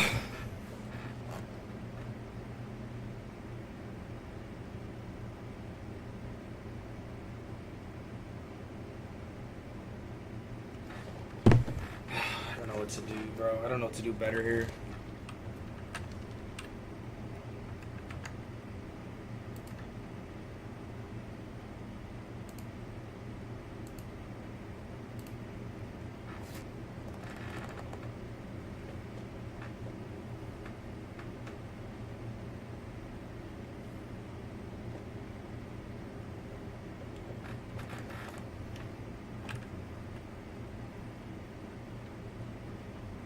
We should do mid boss.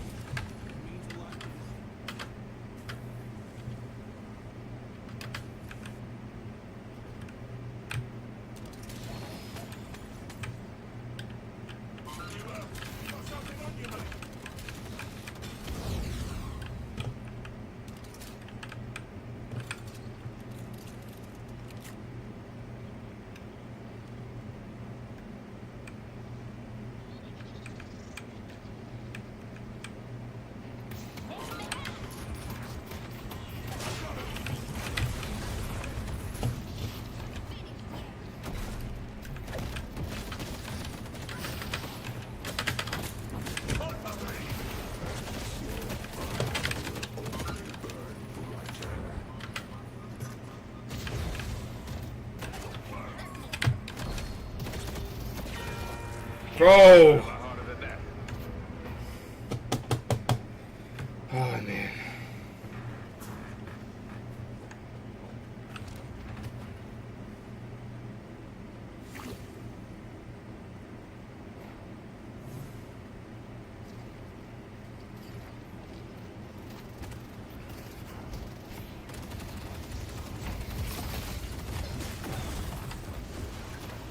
Nice.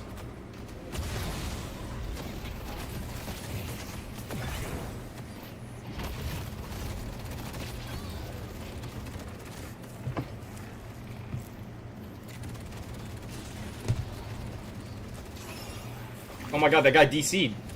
Wait, is it over?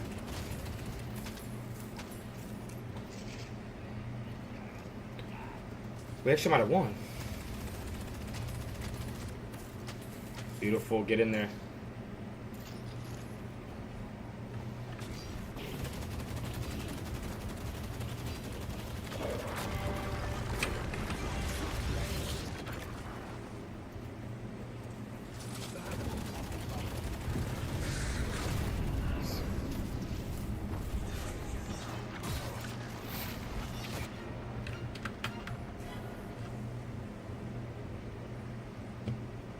The ritual must continue.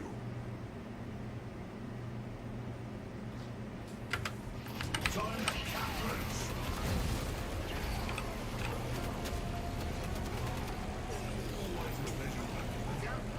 Please defend the stronghold. It's time to complete the ritual.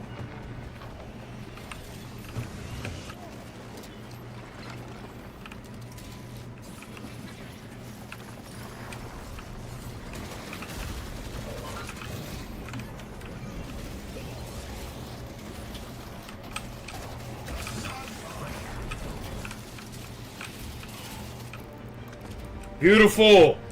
We didn't do that bad, chat. Chat, we didn't do that bad. 7-11 could have been worse. Oh man, that could have been a lot worse. Things are looking up. Ugh.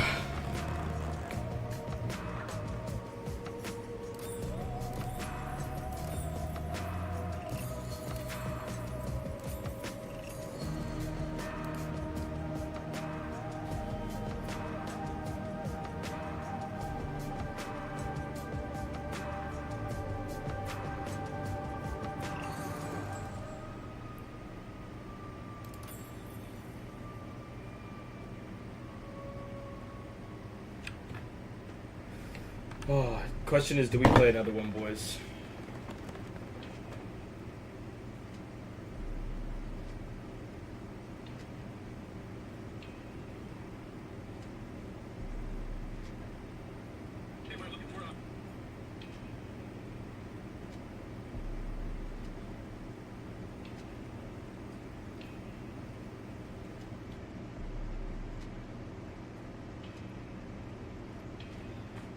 Fuck.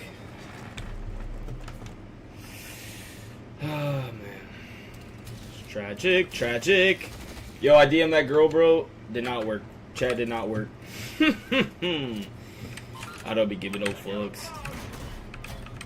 Get your bitch ass over here, bitch. Aye. What do we even do next? No one's on the game. It's 10:30. Shit, bro.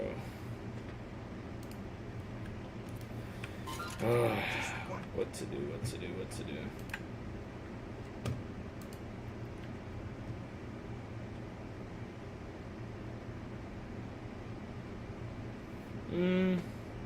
We can watch one more video and call it. Let's see here.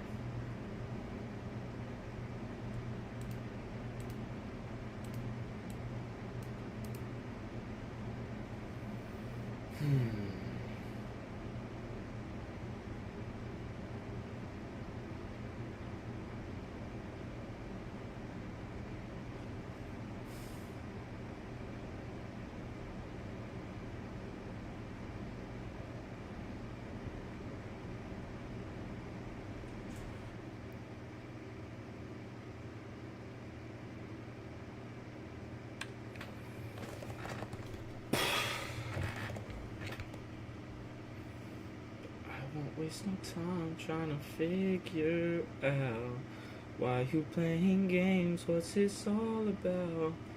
And bro, what the fuck? Tanner, I'm not your average black guy. I'm one of those guys you just can't get rid of. I don't know. Tanner's super hot, especially because he's the only black guy in the house.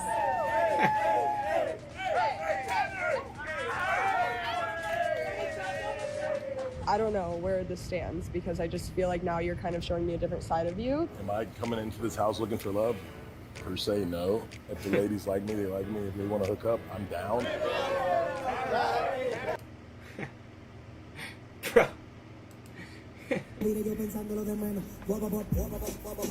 Alright, bro.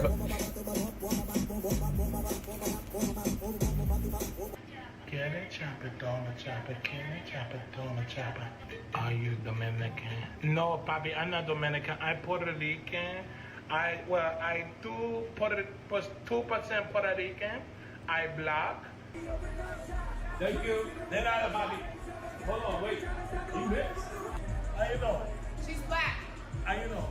Don't listen to her. She don't know. She's black. I am mixed. Afro-Latino.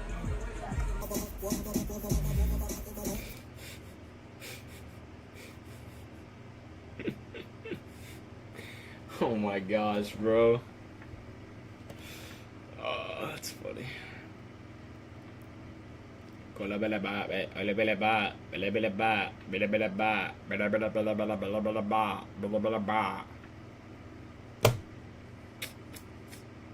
man.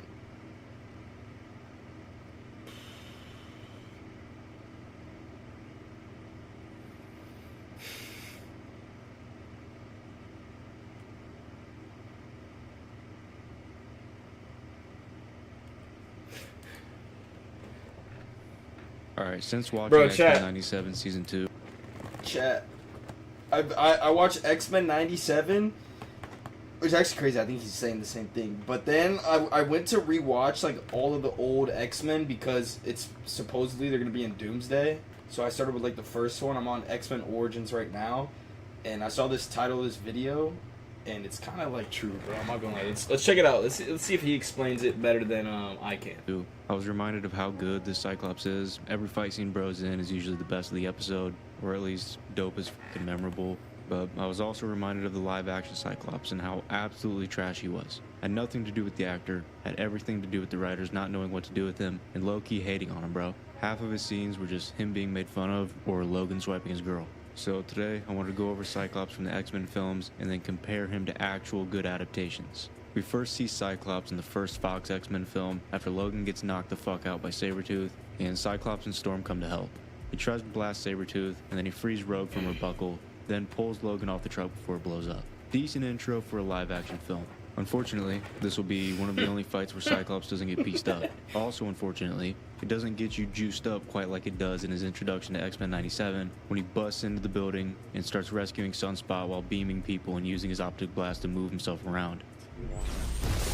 Holy shit was epic. And it also does a good job to lead him into being the main character, the leader of the X-Men, since Charles was gone. Whereas in the Fox X-Men films, it's very clear Wolverine is the main focus, and it stays that way for pretty much every X-Men film there is. It's pretty much just Wolverine and everybody else. After this first scene, it also starts the great rivalry between Scott and Wolverine. You're a dick. Okay. I actually like it, Bye. but I don't like the reason behind it. I have never and will never like Logan constantly going after Jean. It's fucking weird, bro. And then Jean low-key playing into it. She's not it. Gotta know the red flags in a woman early on and get out of there, bro, or you're gonna end up like Scott. It also happened in the original animated series and in X-Men 97 and in the comics. Don't care. Still don't care. It's trash. Anyways, the next time we see Scott is when he and Storm are at the train station looking for Rogue, and he does a whole lot of nothing. Before he can even get into a fight, Toad rips his visor off and he blows a hole through the building. And that's it. That's literally all he does in this entire scene. Making that hole in the ceiling does help Storm zap Sabretooth. Alright, well, I actually don't care, but like the crazy thing is he just gets like cucked the whole time.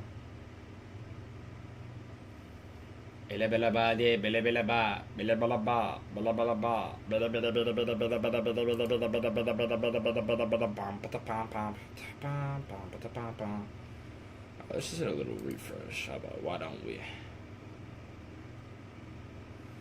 Don't boom,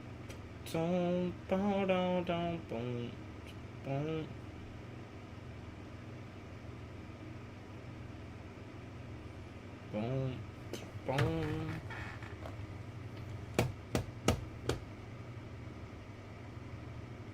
What should we watch, chat? Chat. Nastiest isolation bag work ever. Let's see it.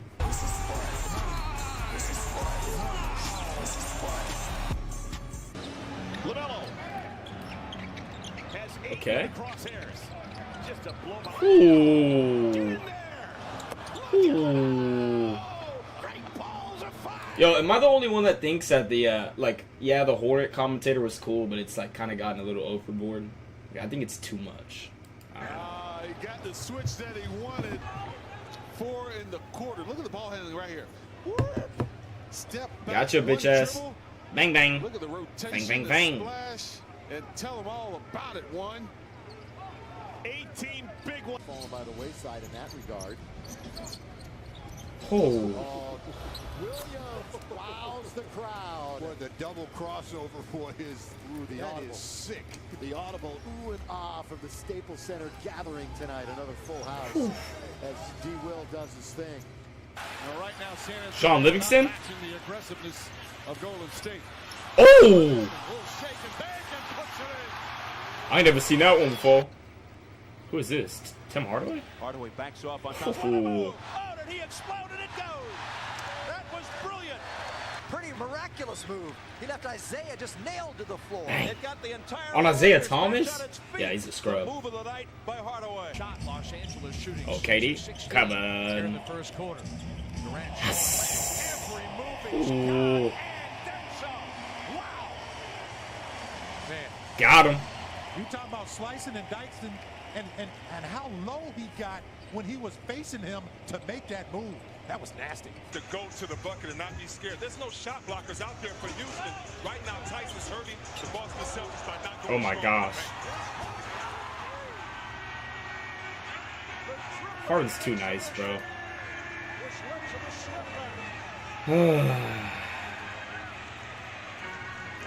Rockets by 4. Bro, I don't even know. Should I just play one more game and get off?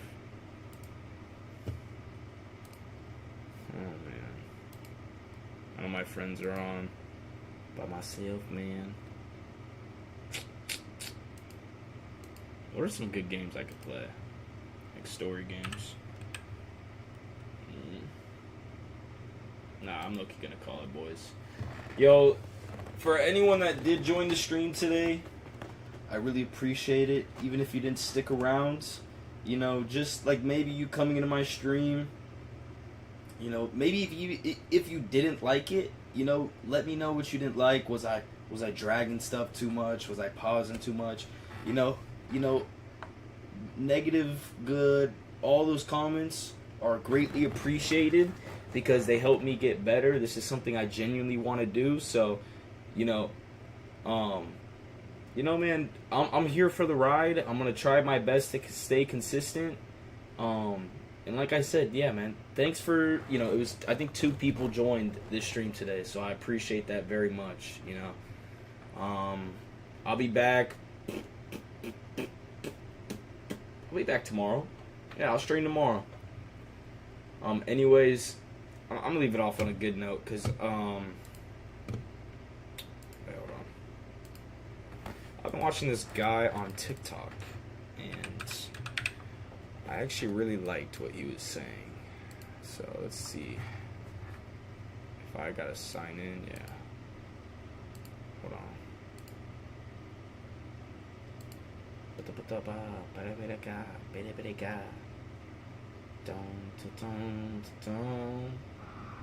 Oh, God! Wait. Oh, no! Wait, it's the wrong one. Oh, shit. Oh, God! Fuck.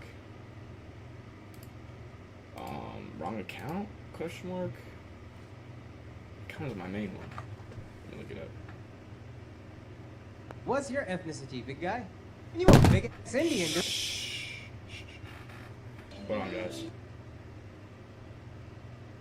Log in. My phone or email? Maybe it's my phone.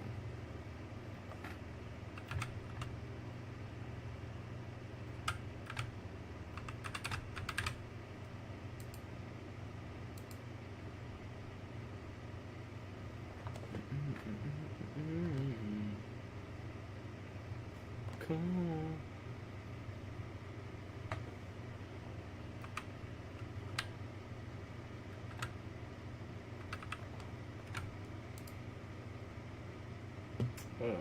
What is my login?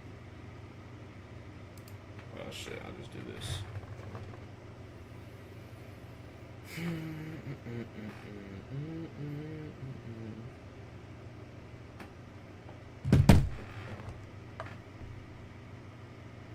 Okay, here we go. Now we should be logged in. So Here we go. Let's see what this guy has today. This guy right here.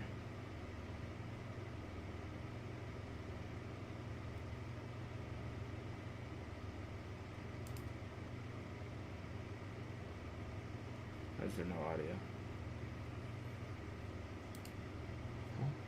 Oh shit. What you? For those that know me, you got good evening.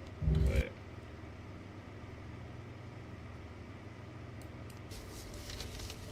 Well, let me get this microphone on. I'm doing a voiceover today because of the fact that we were out here on the side of the road at a rest day. We took our 10-hour break, but I wanted to get this done before I left out today because I have a long day drive today.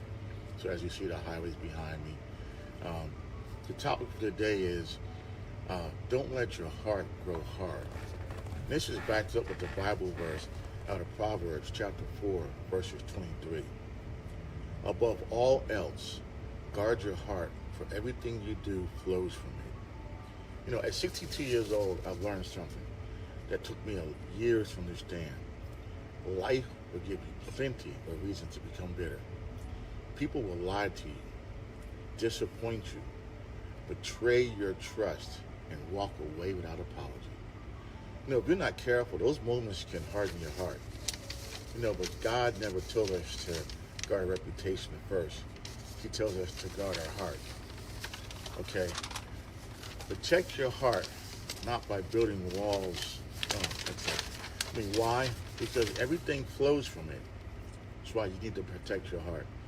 Your words, your decisions, your relationships, your faith. You know, don't let someone else's actions change who God has called you to be. You hear that? Don't let someone else's action change who God has called you to be. You can be wise without becoming cynical. You can forgive without forgetting the lessons. You can keep loving without becoming naive. The greatest victory isn't proving someone else wrong. It's refusing to let their actions steal the peace that God placed inside you. So today, ask yourself, is my heart shaped by what people have done to me or by what God has done for me? You hear that? Not by what people have done to me, but what have God have done for me. You know, protect your heart, you know, not by building walls around it, but by filling it with God's truth. This is just my closing thoughts here. You know, I think this would resonate with you because of the fact that, you know, a lot of people put a lot of trust in people and they don't give us the same trust and respect back. You know, they'll do whatever they have to do to get ahead and they don't care about what happens next. So make sure you go back and read Proverbs 4:23 and don't let the actions of others harden your heart to someone else. I mean, because each person is different. So may all your positive dreams become your realities, and may you and your family be blessed beyond measures. And if this message was meant for you today, make sure you like, follow, comment, and share. Share this with somebody else. Maybe this should be something that they can use. So, I'm asking you to just follow me and along just. Anyways, chat, that's it, man. Appreciate y'all for tuning in. I love every single one of you. You know, I really do. Y'all have a blessed day.